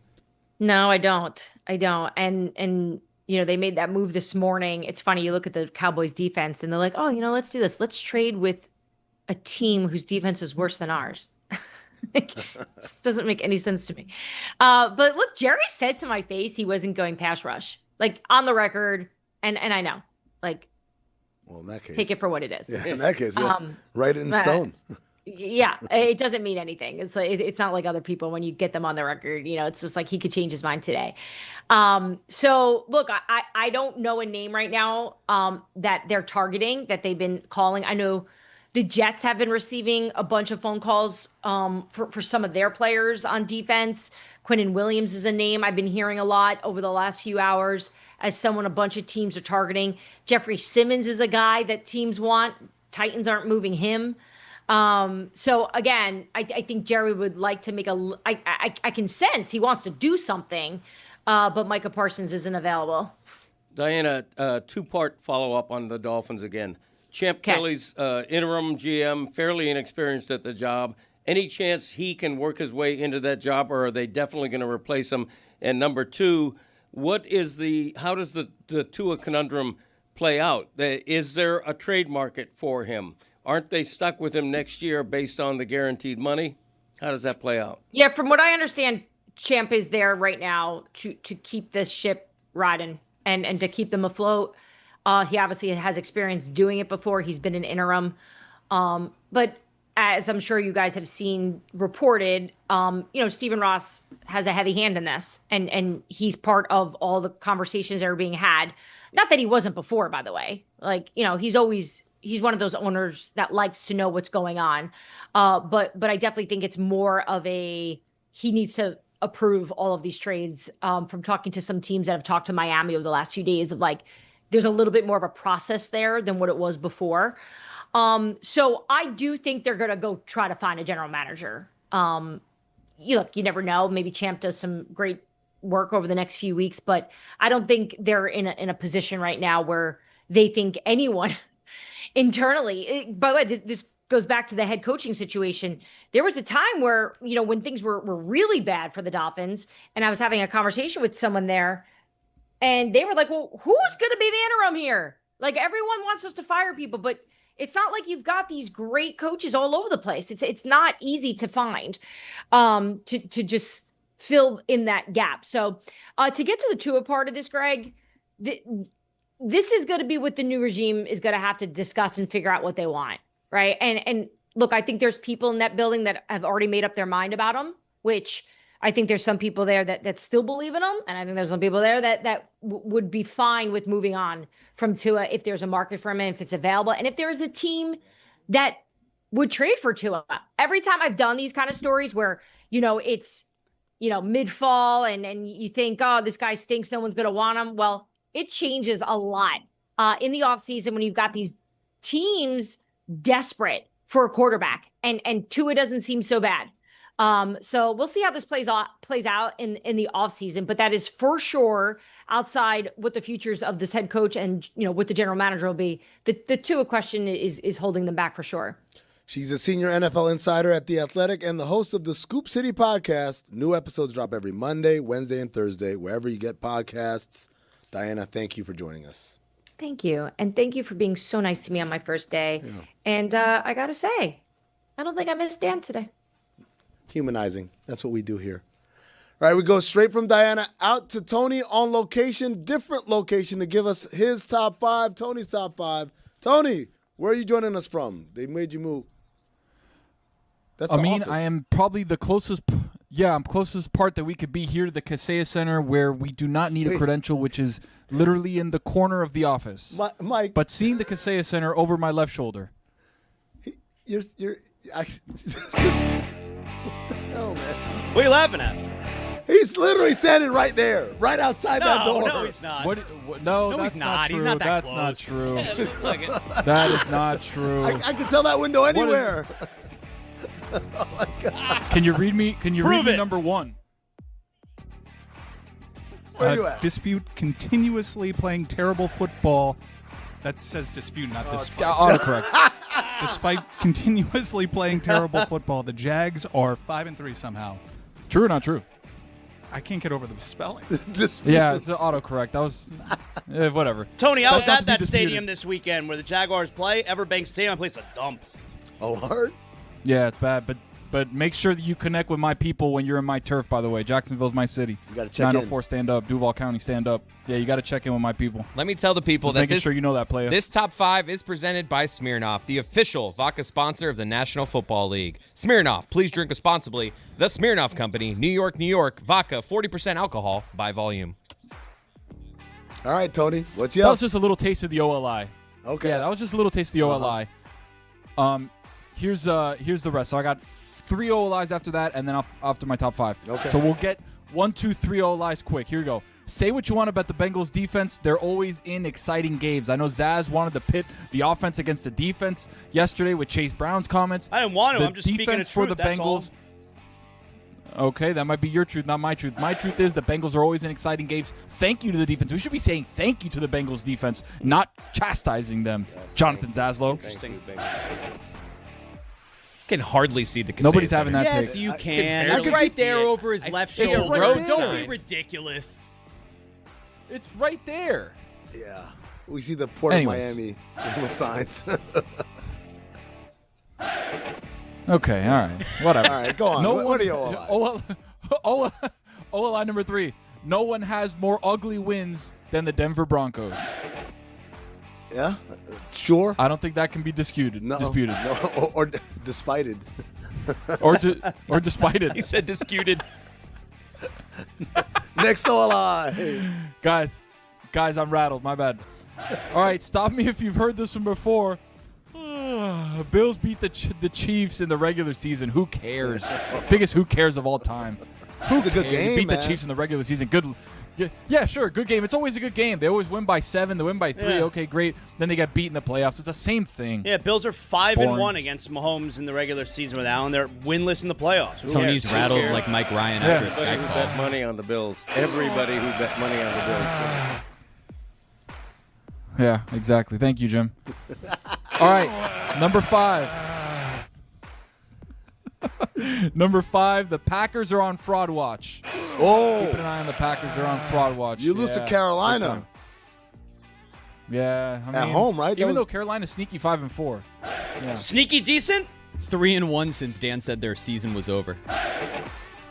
Are the Carolina Look at the Panthers throw for real? that No, they're not for real, but they're dead as Dan said after they won. They've gone 3-1 since that, like Jeremy said. Look at the picture on the screen right now. This is a throw that Jordan Love had to nobody? Yeah. To somebody in the opposite jersey. With the game on the line, Packers, Jordan Love throwing an absolute prayer, a goose up. Yeah, they're on fraud watch for me. When does Toyotathon start, though? Because that's when we know Jordan Love It's been gets going things on. It has? No, it starts. I think it starts late October No, into they're December. screwed then. I'll So I think check those dates, but I think we're if starting. that's the case, they're screwed. Next. Yeah. Number 4. Okay. Rams and the 49ers quietly at 6 wins each. Nobody's talking about these teams. But quietly, Rams and 49ers, both Rams and 49ers quietly at 6 wins. Rams might be the best team in the league. Yeah. I'm not going quietly, though. I feel like every week you talk about McCorkle doing something. Like, oh, my God, he's got him going. Stafford, quiet MVP. I know. Conversation? I'm telling you, He's in the thank you, Greg. conversation? Yes. He walked in the bar, and guess what he ordered? Bottle service? Oh. Yeah. That means he's in it. Huge news, Yes, Tony. sir. Got a couple bottles of Smirnoff. Huge news for the Packers. Toyotathon starts mid-November. Ooh. Oh, wow. Mid-November. I thought it was mid-October. Okay. Good to hear. Number 3, OLI, Tony's top 5, number 3. Weird how the Cardinals look so much better and more competent with Jacoby Brissett. It's weird, isn't it? Didn't I tell you that Kyler Murray sucked like 5 weeks ago? And now just the fruit are bearing the fruit are bearing everywhere. It's abundance of Jacoby Brissett. Even though he won their first game since their like 5-game skid, the point being they look better, they look more competent. Fruit or bearing, huh? Everywhere. Fruit or berry? Dispute Everywhere. Jacoby Brissett's incredible performance on Monday night. Uh-huh. They do have a franchise Uh-huh. quarterback there that hasn't done anything to really lose the job. Have you not? Do you have eyes? Do you have eyes? Like he's hasn't been good in like a couple of seasons. If you want me to be real honest with you. What more does That's okay. Jacoby Brissett have to do? He's done this so many places now. It's like, is he ever going to break out of that backup kind of brick glass in case This of might be the emergency? final spot. I mean, your hometown team, the Arizona Cardinals, right in Phoenix, right at the big toaster. Okay, this might be the stop where Jonathan Gannon says, you know what? I kind of like the way that the offense moves with Jacoby Brissett better than it does with Kyler Murray. Who does Kyler Murray make better? Is it Marvin Harrison Jr.? No. Is it Trey McBride? No. Like Michael Wilson? Does he make Michael Wilson better, the second wide receiver? Sure. Okay, great. Kyler Murray doesn't make anybody better. Jacoby Brissett comes in. Trey McBride looks like an all-world tight end. Marvin Harrison Jr. finally starts getting things going. Like, McBride, yes, No. McBride was made better by Kyler Murray. Guys, no. Oh, Mike. Oh, no, Mike. Don't do that to yourself. McBride was one of the more productive tight ends. Don't do it to yourself, He's just Mike. getting into the end zone. No, Tony's right. Mike, you know what you're Guys, doing? McBride's always the been great. splits are terrible, Mike. You're Terrible? showing your ass, Mike. I didn't want to do that, You're doing it to man. yourself, Terrible. Mike, No, I like you, Mike, we Mike. warned I'll find you. those He splits just for you. doesn't get Mike, into I the end like zone, you. Kyler, but he's one of the best tight ends in the league with Kyler. You know this is Tony's top 5. Oh, I don't want to hear from you, Mike. Thank you, Mike. All right. Number 2. Calabasa for our favorite Cinderella QB. Put him up on the screen. Danny Dimes. A terrible, terrible game against the Steelers. Calabasa for my Gringo family members over there in the studio means pumpkin. Oh. And the saying in Spanish is calabaza, todo el mundo pa la casa, which means pumpkin, everybody home, right? And that's obviously a play on Cinderella, where the pumpkin to the carriage turned into a pumpkin. Yeah. So we're looking at pumpkin time right now instead of apple time, pumpkin time for Danny Dimes. You know, potentially the Kardashians live in Calabasa, California. They do. Good for you. But the thing is, I didn't mean that for you though. You're honorary Cuban. Of course. Congrats. You've been to the Kendall Flannies. You know what's up. Oh, my God. Take me back. Oh, one more time, man. You've been to the Kendall Flannies. I need like a zip line from the top of the Elsa straight to Kendall. Ah. Just all the way down there. Land at the Flanagans. Be a crowded zip line. It's like, where's Amin? Oh, there he is. just flying down the Dolphin Expressway. All right, number 1, Mike McDonald, Coach of the Year. I'm saying it here in Week 9. Coach of the Year, Mike McDonald. Mike Shout McDonald. out to him. Yamo, be there. Yep. What a fool believes. Coach of the Year. Okay. Good. Shout out to the Seahawks playing really good ball. Mike McDonald, Coach of the Year. That's Tony's top 5, gentlemen. Yeah, it's presented by Smirnoff. Shout out to Smirnoff. For Tony, I have the splits. So under Jacoby Brissett, Trey McBride's stats. We lost him. He's not going to be an here for another average hour. of just about 7 catches per game for 64 yards and almost 1 touchdown per game. And who was that with? That's Jacoby Brissett.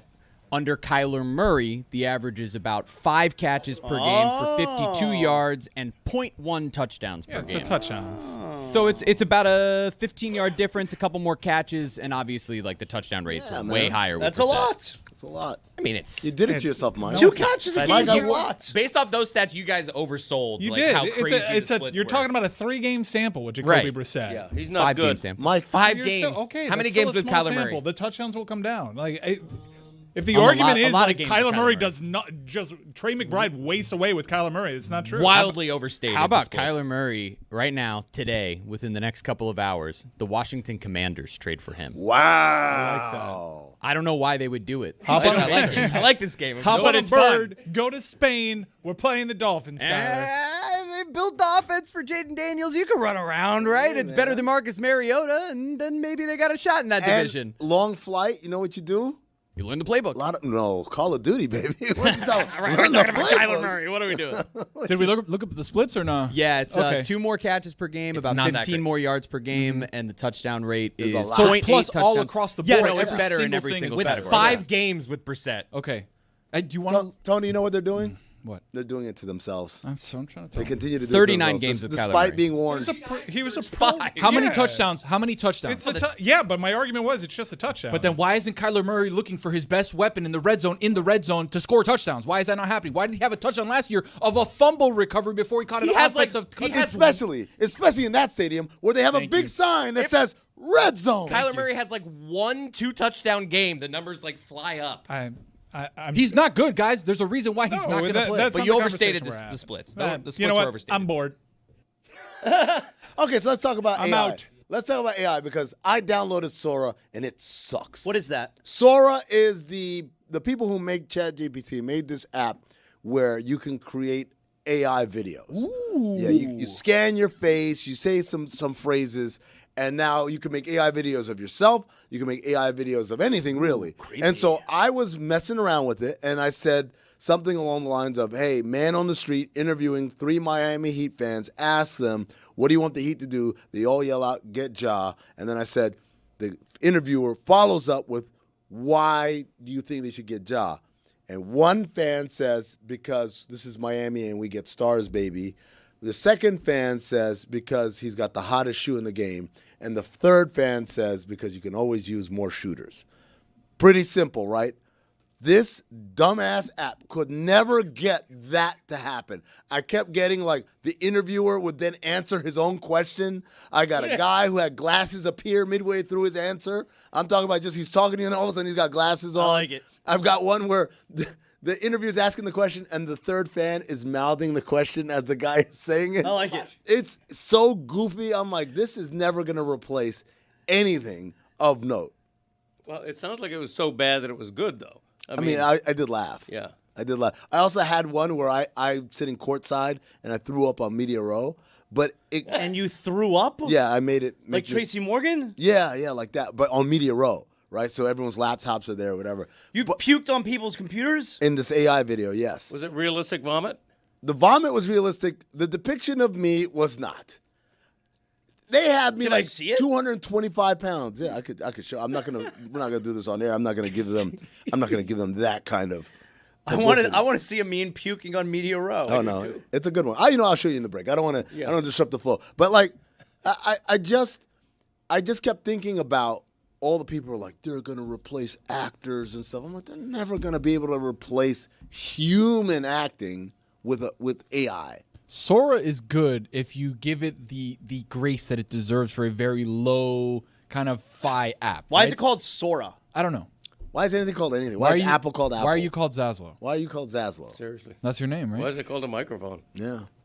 Really? That's what we're doing? That kind of thing. What do you not get? Exactly. It's been a weird show, Zaz. Well I don't know put, what to Tony. tell you. So the You're point doing it to being- yourself again, Mike. Yeah, you are doing it to yourself. The gymnastics that these two behind me so are It's not doing, gymnastics. trying to get the splits. You know They're what like, it's called? No, Eye do the test. last 6 games. No, Jeremy, put in this season but minus the last 2 games. It's just like it's close, guys. This It's not season, that the crazy. stats are better in every single category for Trey McBride with Jacoby Brissett. But in 5 games, it's 29 catches with Kyler, 34 with Jacoby Brissett. It's Better. 275 yards with Kyler. It is 320 yards with Brissett. Better. It's like and one then the big really play. big one is 1 touchdown in 5 games with Kyler, 4 touchdowns in 5 games with Jacoby Brissett. Better. It's better in every category. I will say the difference of 5 catches is not gigantic, but it is a catch game. Let's quit trying to make Jacoby Brissett better than Kyler Murray. Thank It you. isn't true. Jacoby Brissett's a career backup. I got him back. He was bad with the Dolphins. got We him had back. him down here, Yeah. and he Oh, was our backup, I'm and he bored. stunk. Terrible. I'm bored. I You wanna were talk just Sora. interested for a second. I'm We gonna had talk you. Sora. The hook got in your. The interesting part is that right now they just won at Dallas, and they're not maximizing. Now they lost a game that didn't have much to do with Kyler. That had to do with DeMarcado's drop and the insane play that Tennessee made. But it appears to be a crossroads with Kyler Murray where they have to decide. And truthfully, like Jacoby Brissett, historically he's been a solid enough quarterback that everyone's like, this is a prime backup. If he's ever given the opportunity to be QB1 again, I know he briefly had one in Cleveland, but if he's able to take that from a young quarterback and you fully endorse him, it'd be interesting to see where they go. Juju, put it on the poll. Who's better, Jacoby Brissett or Kyler Murray? Objection, Your Honor, leading the witness. Just a question. Just a question. I don't think you know how leading the witness works. Coming up today on the Alley Oop, is it free 12 time in Memphis? Should we free my boy? Best trade destinations for John Morant with a special guest who has all of the insight on where the best location might be for him to go. Lock in.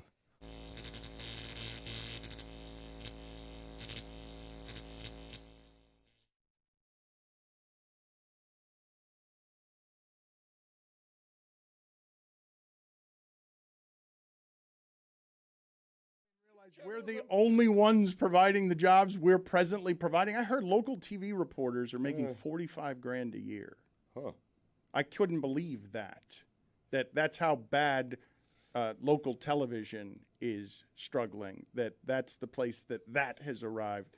And I told Chris Cody not to get into this business at all because it's terrible. But Stephen A. Smith is making more money than he's ever made in his entire life. He has more power. He has more of everything than he's ever had in his entire life. You want him to give that up because of journalism? Like, get out of here. I believe you can do both. You're being very How? You're being very absolute about this. First of all, he does. He does reporting, does journalism. He is very credible. When he gives information, it's not like Skip Bayless giving information. There is a difference. Skip Bayless also allegedly a journalist, but he's been contaminated by this thing and distorted by it in ways that are even more poisonous because he doesn't do any reporting anymore. Like, he doesn't talk to people in a way that's informed. Stephen A. actually goes to things, has relationships, and certainly when he's talking about basketball, if Stephen A. gives you information that's not opinion, you trust that it's informed. No doubt. But every time he does that show, Dan, every single episode, his journalistic integrity, it shreds away. Little by little, piece by piece, it just does. He is doing a debate show debating the most ridiculous topics in the history of sports. Like, it has to affect your credibility. Stugotz, it has happened. And you sitting next to me does not help. I mean. or my dad or Cody, because I said Cody? to myself, generations of Codys, because I did say to myself, this is one of the things I find funny about Stephen A. and thinking that he and I do the same thing, because once I got to PTI and it was argument television, I said I'd like to try to do it differently, but I guess that sounds highfalutin. I don't want to do debate shows. The knuckleball is dead.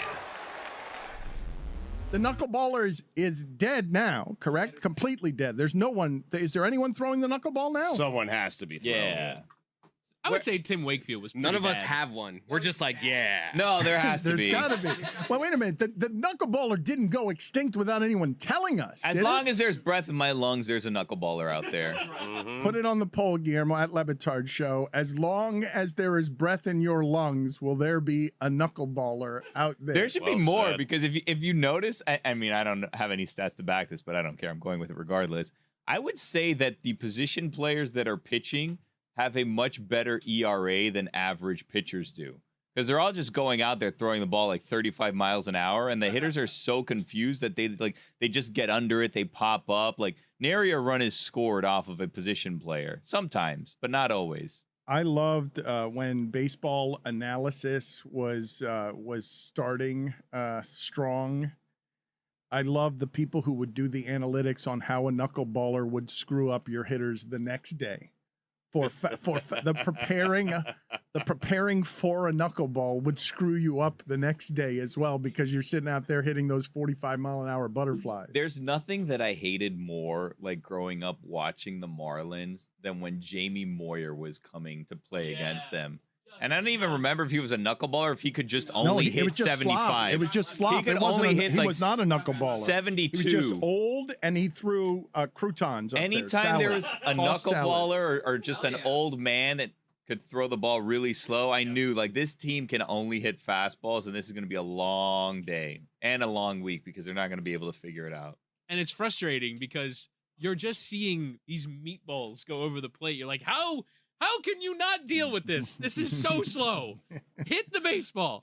And yet Jamie Moyer had a 20-year career. He was 40. He was still pitching. What is the ruling of the committee?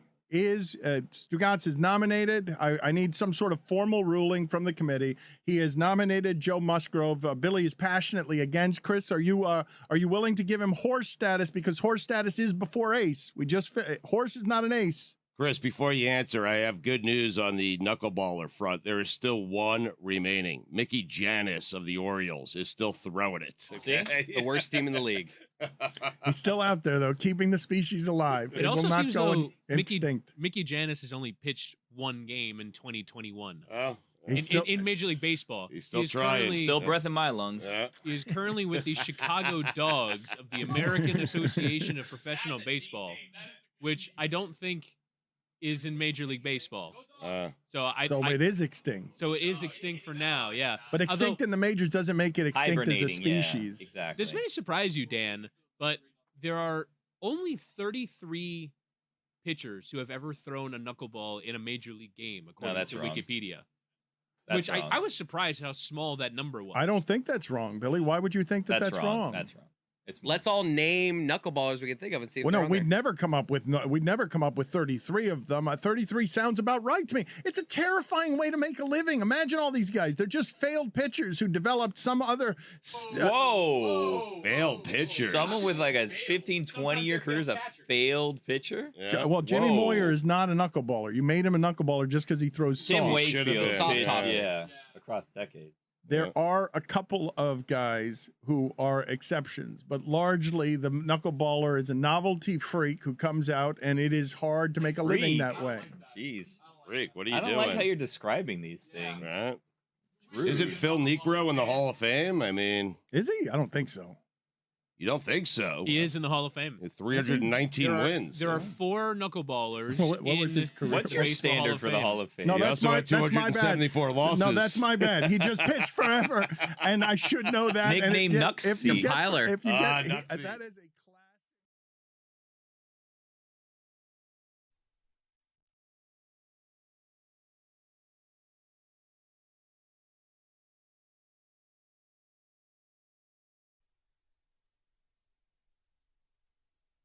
Hi, this is Rose. I thought we were gonna dress because yesterday was Halloween, and I ended up being the only one dressing up. Yeah. So according to my calculations, this is very embarrassing.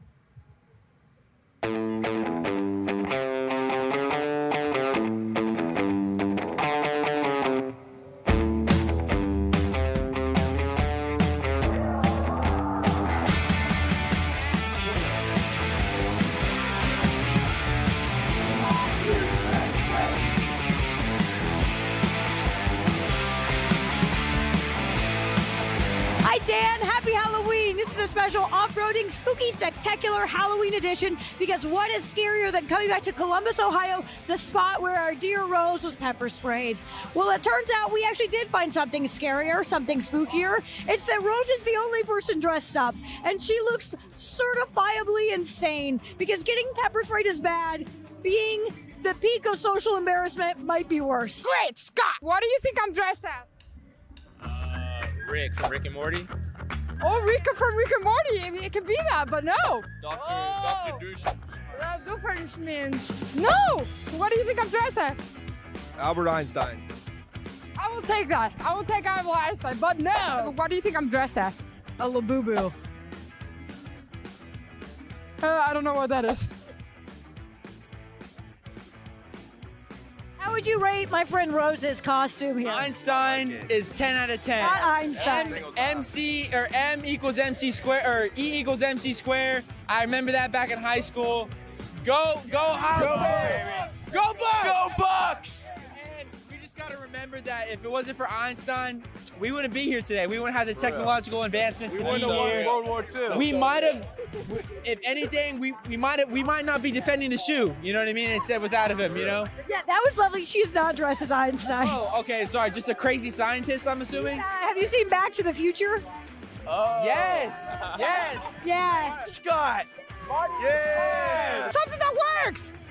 Do you want to come see it? In our handyman business, we get called out to fix flux capacitors all the time. If it wasn't for Marty McFly and what they did in Back to the Future, I wouldn't be in business, okay? Let me just put it that way. So, shout out to Halloween, shout out to Marty McFly, shout out to every scientist that's in America, because if it wasn't for you guys, who knows where I'd be? How are we doing just sort of mentally right now? Mentally, I mean, we're trying to just figure out the lay of the land. This is so much different than Penn State. Where's the tailgates? Like, where's the tailgates? The vibes are a little bad. Vibes are a little bad. Not even just as a Penn State. I haven't seen a single 30 rack being carried yet. I'm honestly really disappointed. Carry alcohol around here. Where's the alcohol?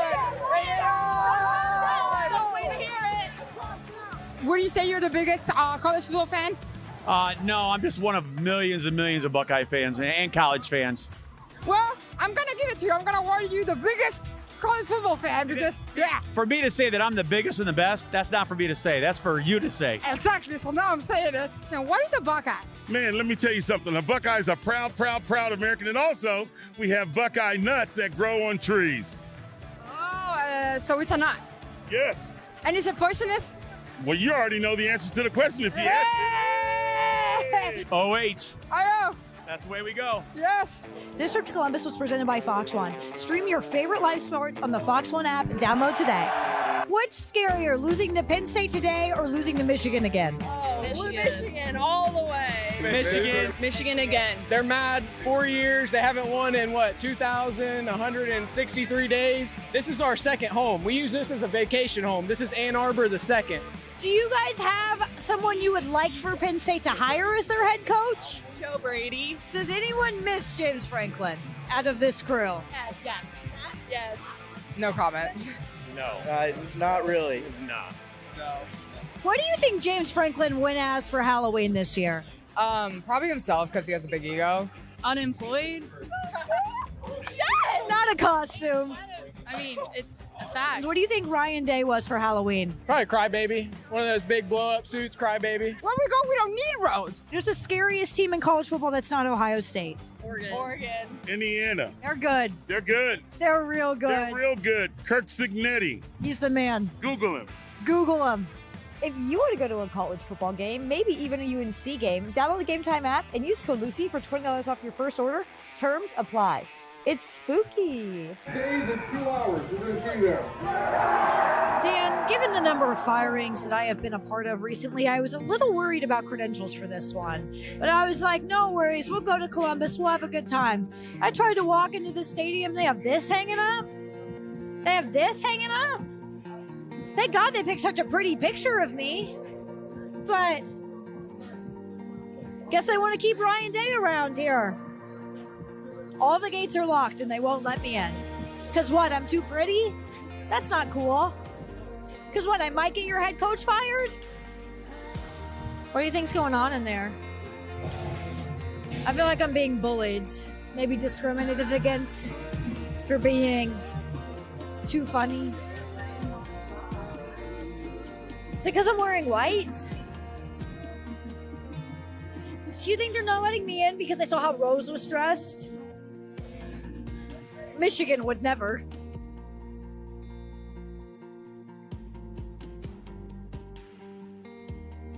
Well, it turns out Penn State did need James Franklin to lose to Ohio State. They could do it with an interim, too. We welcome in Lucy, who's heading to Boone, North Carolina Thursday night for App State's matchup with Georgia Southern. A little good FCS. I love Boone, North Carolina. No, they're FBS. Oh, they FBS? Yep, Group of 5 action. It's one of the best towns in the country. You're still going Group of 5? I call Group of 6 now, Lucy. Oh, I always call it Group of 5. I still call it Power 5, even though I know that's wrong. All right. Now, what do you know, Zaz? I'm a college football expert. What's the matter with you? He does. He flies every weekend and sometimes rides a bus. No, it's one time. Lucy, how long was that picture of you folded up in your pocket? Because it was so creased. Well, we did like a bit where we were like trying to throw it at me, so it looked like it was like blowing through the wind, and it went so poorly, so we had to like crumble it up into a ball like 6 or 7 times, and the bit didn't even work, didn't even make the video. I love it. All right, so Lucy, we've got the college football playoffs about to be tonight. They're going to First release rankings. the first rankings, and they made a big dog and pony show out of releasing this video of them hanging their hats. And so this sparked great controversy and conversation in the office. We were like, doesn't that mean that they're going to be partial? Right, because you would think that they would be putting their team hats on the, but no, they are hanging the hats of just the college football playoff logo. So essentially they're saying they're putting aside their They're hanging up their neutrality. Yeah. Everybody's so old. Me too. They all look the same. They all look exactly the same. How will they know which one was their hat? Maybe that's a Good great point. question. Maybe it's like a national anthem type of deal where they're like, we have to show respect for the college football playoff. Like, you can't have your hat on. But yeah, it completely defeats the purpose if it doesn't have their team on it. Stupid. Lucy. And they definitely were all given the hat the day of. And the hat rack couldn't look older. Who's got a hat rack anymore? Do you? Nobody. You don't have a hat rack? No, hell no. I have a hat rack. Do you? Yeah, it's really funky looking. Do you have hats on it? I'm so I have surprised. purses on it. Nice. Purse rack. A purse rack. There you go. Lucy, will there be any juicy storyline that comes out of the first college football playoff rankings tonight?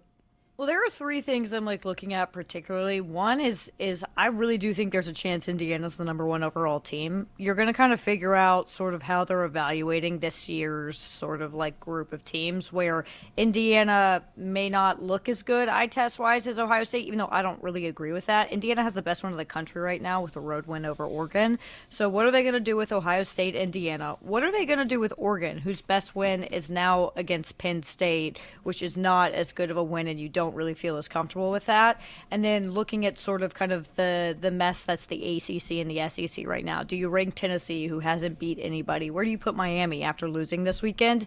I think we'll get a lot of questions answered. This was always one of my favorite days because like everyone gets so mad, and it actually really does matter. We're like the AP poll, I'm just mad at it for no reason. Lucy, what is America's fascination with Vanderbilt? I think it's just like I don't want to call them lovable losers because they're not losers anymore. They're winning. I think there's just this sort of like, this is a team that was so bad for so long, and you bring in Diego Pavia, who has this great story of he went to a military college, and then he went to New Mexico State, and now he's at Vanderbilt, and he's come in, and he's striking the Heisman pose, and you saw them this weekend, obviously lose against Texas, but play incredibly competitively, coming back from down double digits to be inches away from recovering an onside kick. That stuff never used to happen to Vanderbilt. I think it's weird to me that sort of like fascination hasn't necessarily, I think, hit the same with Indiana, who's also as historically bad as Vanderbilt, if not worse. But I think it's because Indiana is so dominant and it's just so confusing because like we don't really like, there's sort of an SEC bias with it. But I think it's just, this is a team that was so bad for so long. To see them win is really exciting. Which fans will be angry tonight, Lucy? Oh, that's a good question. I think Ohio State fans will be angry because I think they're going to put Indiana number 1. I'm curious to see what happens. I think some SEC fan bases are going to be really, really angry. I don't think it's going to be Alabama, and I don't think it's going to be Georgia. But I think, and obviously not Texas A&M, but I think that the SEC right now for me is a very difficult conference to evaluate because I think, Mike Ryan, you'll appreciate this. The SEC and the ACC are very similar in the way they're beating each other, but there's a different narrative with both of those conferences. And so for me, I think the SEC is obviously going to get the benefit of the doubt, and you might see teams like Tennessee, who has not beat anybody at all, find their way in a good position when they probably shouldn't be. Yeah, it's frustrating. I've been on the SEC thing for quite a while, but I want to turn my attention over to the Big Ten because I don't think enough is made out of how bad the bottom third of this conference is. I think you have one of the more impactful games of the weekend, your Iowa Hawkeyes. If Oregon loses this game, the national narrative needs to be they're out. Yeah. They need to stack wins. Their best win right now is who? Northwestern? This is the second consecutive year, and credit to Indiana because no arguments there. They've done more this year, but they found a way. They found the hack inside that conference, which is don't really play anybody, and if you get 1 to 2 losses, you're in that discussion. Whereas Oregon, really soft schedule this year, incredibly soft. So what do you think happens this weekend, and what do you think the conversation should be around the Big Ten? One, I know that me personally, I'm going to be miserable because this game is already ruining my life because I really think Iowa's going to win. And when they don't win, it's going to kill me. This is like a playoff elimination game of some sorts for Oregon. Iowa, theoretically, if they win out the rest of the season, they should be in the playoff. They probably will be in the playoff. That's a stretch that I'm not really ready to take mentally and emotionally quite yet. Yeah, if Oregon loses this game, which, by the way, this is a very, very weirdly good Iowa football team. They're scoring a lot of points. Their defense looks phenomenal. Like, if they lose, it's not a bad loss. But Oregon, I do believe they still have Washington and USC left on the schedule. Those are two teams that could really sort of help your case. I think we're sort of in a little SEC bias mode again. We're like Washington, Iowa. These are teams that probably should be getting a little more praise than they are. So nationally, they don't look as good of wins as they could possibly be, but they are really good wins. But I do think that if Oregon loses this weekend, it's over for them. And it's another team that you look at and objectively what you've said, it's true. It's hard to evaluate how good they are because the only real example we have is them losing by 2 touchdowns to Indiana. Iowa did not lose like that. Iowa was a couple plays away from beating Indiana had their quarterback not gotten hurt. So, like, it's hard to evaluate this game. All I know is that I'm doing mentally really, really poor about it. Like, it's ruining my life. Keeping it in the Big Ten, Lucy, am I looking at it properly where Michigan, Ohio State, last game of the season is potentially to get to the Big Ten championship? I don't necessarily. Yes, I think it would be because I don't know who else would be in that conversation. It wouldn't. I think Michigan's got a pretty easy schedule, but like I still don't think they're as great as they're kind of being heralded as. So like if they were to lose another one, it wouldn't shock me. But yeah, this is like almost a de facto playoff elimination game. Which is so awesome, especially given just sort of the narrative of like you cannot lose to them for a 5th straight year, especially with this Ohio State team, which is just as good as last year's Ohio State team. It's going to be so much fun. Let's talk about the Miami upset over the weekend. Miami once again sitting at 2 losses, both by less than a score. Understandably, today I saw Heather Dinich speak on this. She fully expects Notre Dame to be ranked ahead of Miami, even though head-to-head Miami defeated Notre Dame. A month is an eternity in college football. As we saw with Alabama and Oklahoma last year, there was a really bad loss, and 2 weeks later, everyone's saying, if they're in the tournament, then win the championship.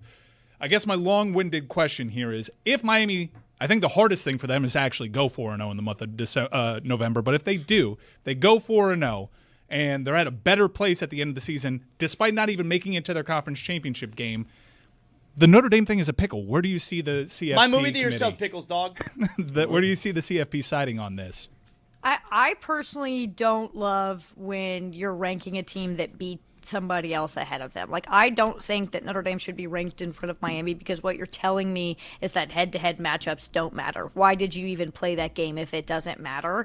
But doesn't matter what I like. I think that, like, it's so tough. I think there's so many extra circumstances with Miami where it really does matter of what happens everywhere else. Like, what if Iowa does win out? Weird enough. That's going to hurt Miami. What happens with Georgia Tech after a really kind of tough loss against NC State this weekend, giving up 40 points to the Wolfpack? Like, there are so many extra circumstances, and I just don't see Miami kind of getting the good end of things because, like we sort of talked about, if it comes down to a 2-loss ACC team or a 3-loss SEC team, them, I think we all know what direction they're going to go. Damn Georgia Tech. What's Haynes King got to do to win Heisman? He's a Heisman, isn't he? He's a front. I don't know. He's I saw this great tweet. I wish I could remember who said it. It's Haynes King is what people think Diego Pavia is. Like Haynes King is running out every Saturday, and he's like, "I'll die for this team. Yeah. I don't care. I'll do it. You need me to Little play blood in the linebacker urine. because I will. No big deal."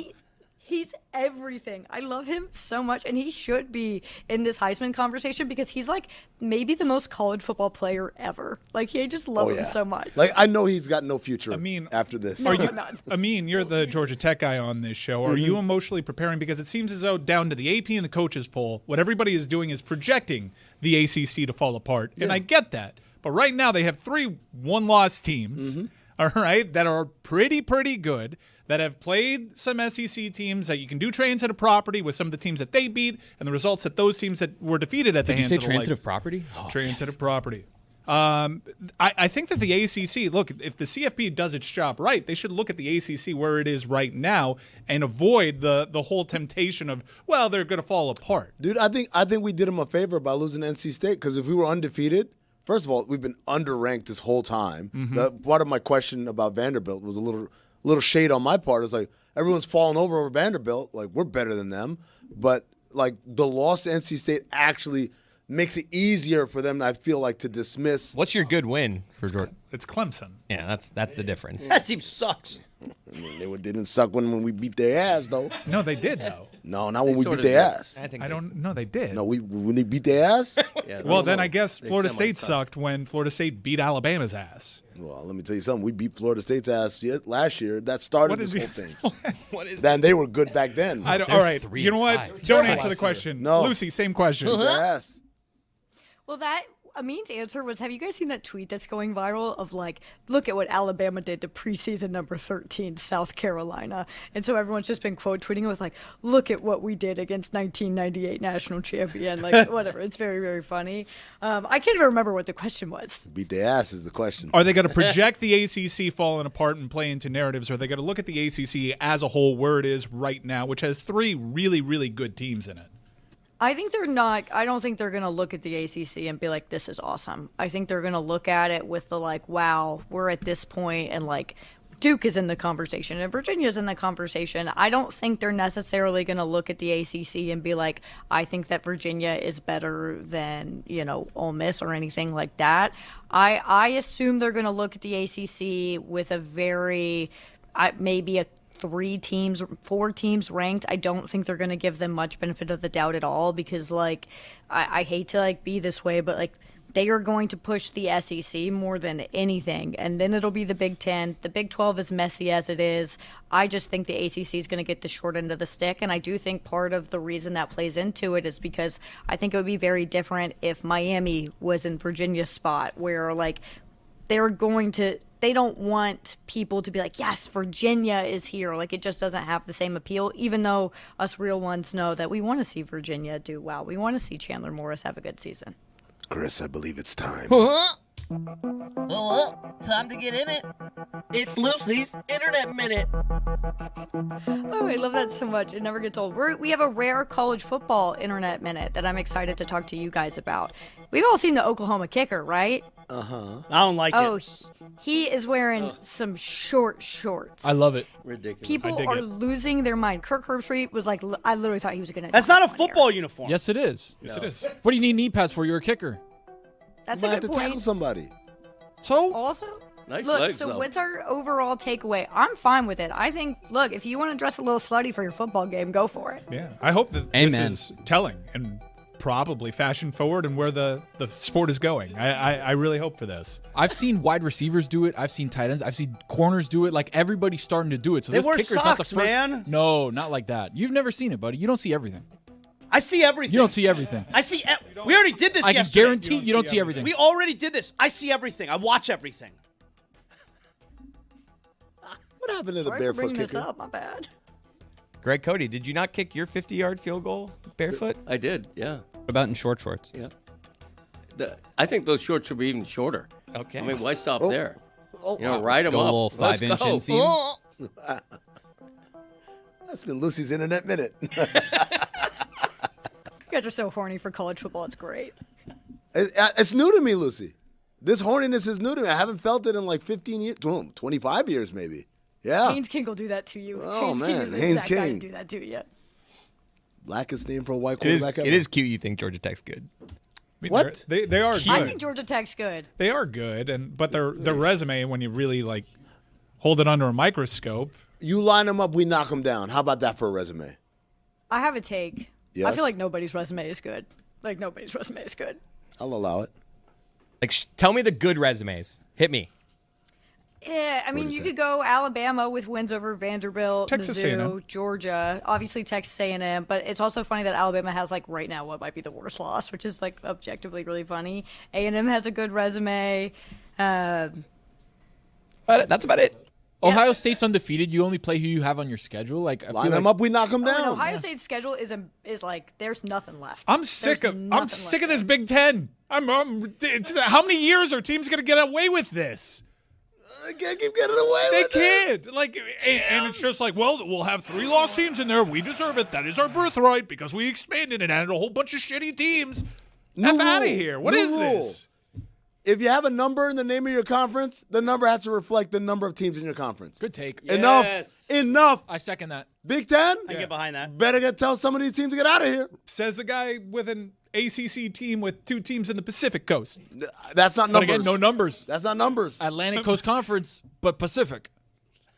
They're all coasts. And Texas. I was in Texas in an ACC game.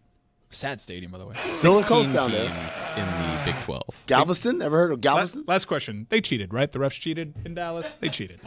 They Did cheated. you guys see the Clemson Duke call at the end? Yes, that was brutal. That was insane. What happened to the Gators was unfortunate. There's a lot of bad officiating. I got my eyes on Al Riveron. I got my eyes dead on Al Riveron. It's been a rough year. We went to that Auburn-Georgia game where the officials were so bad they literally had to fire the crew after the game. They're not allowed to ref anymore. Damn. Speaking of fired in Auburn, who do you like there? Summerall? Getting a lot of Summerall juice. Yeah, I think that's where I would go if I were Auburn, but my whole thing is I think that's a smart decision, and because I think it's a smart decision, I know Auburn's not going to make that. There's no way Auburn makes that call. Like, I just don't trust that school to do anything. Hugh Freeze, bad idea from the jump. They hired him because he beat Nick Saban twice, and Nick Saban retired, and there was no point to having Hugh Freeze there. I definitely think they should hire Summerall just so we can hear him say, Gannon, steps back. Gannon. I always thought it was Cannon. Yeah, it was Gannon. Yeah, it was steps incredible. back. No relation, right? No relation to Gannon and Don Cannon. Or are you talking about the Summeralls? My bad. Where is Don Cannon right now? I don't know. Ask Pat Summerall. We need to find Pablo Torre finds out. Where's Don Cannon? Lucy is going to be in Boone, North Carolina Thursday night for App State matchup with Georgia Southern. Lucy, thank you very much. There she goes. There she goes again. Yes, Jeremy. In you raise 3 your hand. starts with the Arizona Cardinals, Jacoby Brissett has completed 65% of his passes, thrown for 850-plus yards, thrown for 6-plus touchdown passes, rushed for a touchdown. The only other NFL quarterback to do this over his first 3 starts with a team was Kurt Warner with the Rams in 1999. And we all know how that ended. Greg, don't look so shocked. You remember how don't that look ended? so shocked, Greg. I mean, are we still on Jacoby Brissett? We are. He's had 3 seasons where he started more than half of the games. Never had a passer rating above 88. Kurt Warner was bagging groceries, Greg. Yep. Good point. Look, And you know what he did after that? He bagged the Super Bowl. you know what happens when you let a career backup be your starter? Go on. Geno Smith happens. It's just Oh, it I was doesn't going to say work Tom out. Brady happens, but to each his own. That's an anomaly. That's the Geno Smith was a starter the exception for to the several rule. years. The rule is if you're a career backup and all of a sudden you become a starter, you remind people why you were a career backup. Agreed, Greg. But we can all admit Kyler Murray is kind of on the downslide of what we thought he was going to be. Like, in his prime, he should be a quarterback that should be dealing, running around, throwing touchdown passes, and he just doesn't seem to be doing that at the rate that we thought he was going to be. Ceiling is still so much higher than Doesn't Brissett. mean not know the Sure. definition of a career backup. His career backup. He wasn't a career backup. Yes, he was. He was the Orange Bowl MVP. I know he split time We're with not Drew counting Henson. college. Well, then what are you counting? Because His he was a NFL backup for career. like 6 weeks. It was his second year. So that was his career up to that point. I mean, He is right about that. It was his career up to that entire point. career. And then they started him, and the rest is history. Same thing here. So Shadur Sanders starts at one point this season for the Browns. Was he a career backup? Yeah, so far his career is a backup. I don't like this game. So if you don't start your first career game, you're a career backup. As you're sitting, you know what you are? You're sitting. There's a guy. There's a QB1. You know what that makes you? You know, there is backup. no How long has your career been? What have you done in your career? You're a start? No. Guess what you are? Mac Jones started as a starter. It's not all right. Not a career backup. It's really fine to admit when you're wrong. Like Wrong Miami's about not what? as good as I thought they were, and Tom Brady wasn't a career backup. Like, I don't know. I don't understand why we have to hold on to this. How do you not understand? It's the actually logic? liberating when you're like, you know what? My bad. Had that one wrong. What do you think I thought? You think I thought that Tom Brady was bouncing around the league and then all of a sudden got a shot? No, I think you Is that thought what he was probably in think? the league for several years. That's what I think. Several years? Yeah. That's what I think. How many years was he in the league? His whole career? When he was a backup. Don't turn this on him. When he was a backup, like 18 games. So more than one season? Yes. More than 1 year? Yes. Hey, Tony, what happens when you have a year and then you have more than 2 it? years. It's called years. Yeah. Years as a backup. Jeff career Hostetler backup. did win a Super Bowl. The last two Cardinals quarterbacks with 200-plus passing yards, passing touchdowns in 3 consecutive games. Jacoby Brissett, Carson Palmer. Kyler's never done it. Who's missing there, Greg? This is not a pro Jacoby Brissett conversation. It is an anti Kyler Murray conversation. And there's also an English language conversation for some of the people. Exactly. Thank you. For some of the people. What is true is that Not there's for me. a level of franchise quarterbacks where you think it's a franchise quarterback and the jury is still out. Tua's one of those guys. Nah. Kyler Murray's one of those Jury guys. made their decision there. You think? Yeah. Journey did. Last few games. so. Journey did think All right, let's go they home said to your don't stop families. believing. We don't want to deliberate anymore. Bailiff? Champ Bailiff. To that point, though, it feels like Kyler Murray should be in some of these stats, and he's not. Who has- So a pedestrian guy like Jacoby Brissett can go in and make those stats happen, where Kyler Murray cannot? Like, how are we still having this If conversation? you take the contracts away from it, who has less value right now, Kyler or Tua? And I know To take the contracts away, that's Tua. a big thing. Because at least Kyler Murray can run around and make plays. Tua can't. Kyler Murray absolutely has more value. Does he have more value? I don't know about I would that, dispute man. A lot more value. No, we're just taking the contracts out of it. Yeah, He has a lot more value. a lot more Really? value. Yes. He's a better player. He's not a hit away. Yes. Yep. He's not a hit away. That's one thing. I mean, everybody's a hit away, but not in the way that Tua is. And he's more dynamic. I don't He's know. got an arm that's way more live. He's much better. Tua. Are we like Both we're can't see sure over that the Tua's lost it? He'll never get it back. That's what Right. we're saying. That's what happens when you're washed. Yeah. You're already I- calling it. I don't agree. I think Judge he's- Zaz? I think He's toast. washed? I said he was washed weeks ago. Yeah, he's toast. I think he's toast. Now Kyler Murray may not be very good, but he's not washed. It's not Correct. I think Kyler Murray has certainly way more of a chance to make something of himself in the NFL. And I'm not even in on how we're talking about him. I don't think he's shown you that he's a complete bust just yet. I feel like this is a classic. Better to have loved and lost than to have never loved at all. Right? Tua was actually great at one point. But you're So was saying Kyler. Kyler, that was he rookie great? season, everyone's like, they freaking nailed it. His peak was never Kingsbury as high as was so Tua's. right to get Rosen out of Tua's there. peak was probably higher than It's Murray's best season much higher. so far. Yes, much higher. Yes. Yeah, Much more yeah. accurate. Kyler yeah. never led the league in No, passing. Tua had an amazing year. His 2 peak seasons ago. is undeniably higher, but Kyler hasn't been scrambled eggs, so that's what puts him on average better. But even then, I'm Kyler made the playoffs his rookie year. Everyone was like, wow, they nailed that. I feel hesitant to just declare that Tua is done. You shouldn't. Nobody should. Well, if you want to be accurate. I don't think the Dolphins are declaring that yet. Well, clearly they're not. Right. Yes or no? We see Quinn Ewers, though.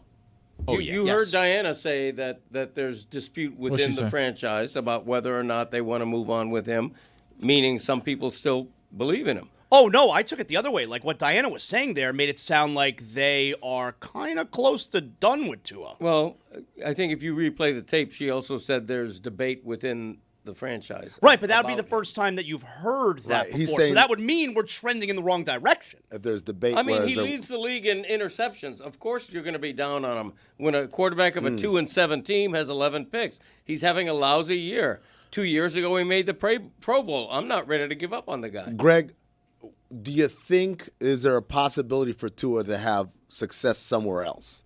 Like in that sense that let's say they do give up on him. Would Like you a Sam Darnold situation. Would you fear a Sam Darnold situation? Yeah, with Tua? I would think he has trade value somewhere. I don't think you're going to get 3 first rounds for him, or even 2, but I think he has trade value. You'd be lucky if you got a 5th-round pick for him. Oh, that's the way they're insane. prognosticating is you got to give picks away to get him off your roster and get him to somebody else's team. So you think he's less valuable to a team that needs a quarterback than Jalen Phillips? You also got to remember, like, there's a money situation. We're talking about trade. You can't then say all things equal. No, all things are not equal. Like, you have to take the money. They'd be lucky to get a 5th. You would have Jalen Phillips doesn't make any money right now. You'd have to eat some money because they ate some of Jalen's money to get that 3rd-round pick. I think to get anything for Tua, you'd have to eat a lot of money. You would have to see him as a franchise quarterback. They'd be lucky to get Jacoby Brissett because the Cardinals' passing offense with Jacoby Brissett, 287 yards per game, 2 touchdowns per game, 25.7 points per game. With Kyler Murray, just 192 yards per game, 1.2 touchdowns per game, and 20.6 points per game. The plot seems to be Kyler Murray is not that good. We've lost the plot. Like, it seems to be that's the plot. Here we go. All right, so let's talk about something completely different. Steve Ballmer getting sued, baby. Thank you. Finally. All right, this is look, there's a lot of news stories out there. We chewed on the John Moran thing, but Steve Ballmer getting sued by, 11 people from Aspiration? Well, 11 investors in Aspiration. Mike, this is what I'm going to say. So, yeah, the basic gist of it is, let me just, for the people who don't know, obviously Aspiration is the company that was paying Kawhi Leonard allegedly under the table, some cap circumvention stuff. There's a lot of evidence that Pablo Torre finds out has uncovered. I'm part of that investigation, so I guess I can say I'm going to uncover some of it too. But anyways, even as Aspiration was crashing, Steve Ballmer and other Ballmer surrogates were funneling money to the company, keep it afloat, simply to continue to make the payments to Kawhi Leonard.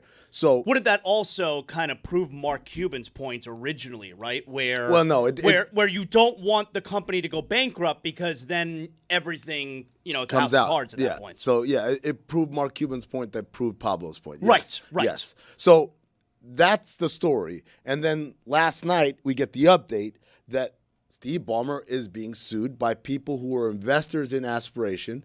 And the basic gist of it is we saw Ballmer's infusion in cash as a stamp that everything's on the up and up. A lifeline almost. Not just a lifeline, but this is a real thing that we're right to invest in. And then to find out literally through Pablo's reporting that no, all that was basically a clearinghouse to pay Kawhi, they feel like they've been defrauded because it was not an up and up. They were committing fraud, basically. And so they're suing Steve Ballmer for that. And the first thing I thought when I heard Pablo talk about it and I read through the lawsuit, I said, this is the most brilliant lawyer ever because they know they've got Steve Ballmer against the ropes with this situation. There's two options, right? Like either Ballmer pays or they go to Discovery, right? Yes, exactly. And if you go to Discovery, now everything that we've talked about, it wasn't cap circumvention, I was the framed, and all that gets entered in, and now you're really in trouble. So, I just think it's brilliant, but it's also like a cash grab. 100%. Oh, yeah. Does it feel like it's going from instead of salary cap circumvention to now wire fraud and fraud of other sorts for Steve Ballmer? So up until this point, it hasn't been a criminal conversation, right? The whole does this make it? Is my question. I'm not as informed from the SEC and that level of it, but we do know that Joe Sandberg, who's also being named in the lawsuit, has been investigated, right, and has been charged and taken a trial over this. So there are criminal aspects to this case, Greg.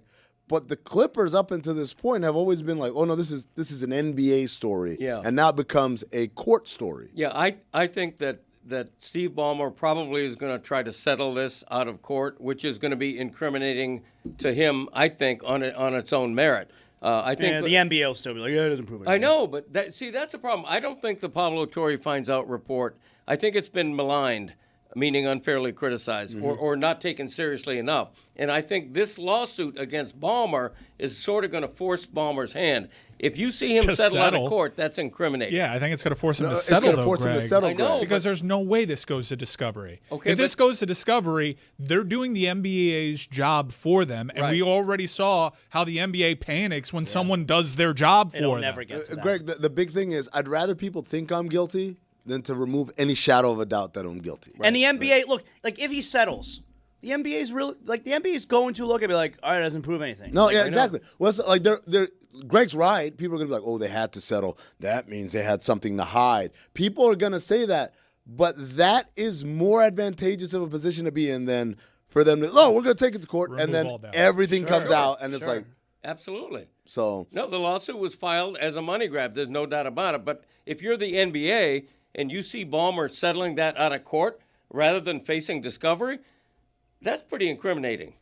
No, yes, on the outset. But I think the NBA is going to say it's pretty thank substantial. God. The NBA, NBA is rooting for that. Probably advising him on the side. Right. Most billionaires don't want to go to discovery for anything. They don't want, whether they did it or not. But more than anything, the league doesn't want this, right? The league's best interest, obviously, I'm not saying that they're going to subvert the investigation that they're doing. But the best interest of the league is to find out that, there was no cap circumvention. Right. To find out there was this massive cap circumvention thing would be a huge black eye. So if discovery is withheld and this guy settles out of court and then they can't find anything corroborating on their side, it's a little bit of a, oh, thank God, rather than, oh, no. You almost don't want to find out. Well, from day one, the NBA wanted this whole thing to go away and ignore it. Adam Silver said, I've never heard of aspiration. And in the words of Maury Povich, we found out that also was not a truth. Fraud. Not a truth. There you go. Shout out to Sid Cicero. Fraud. Oh, man, I miss him. We should have him on again.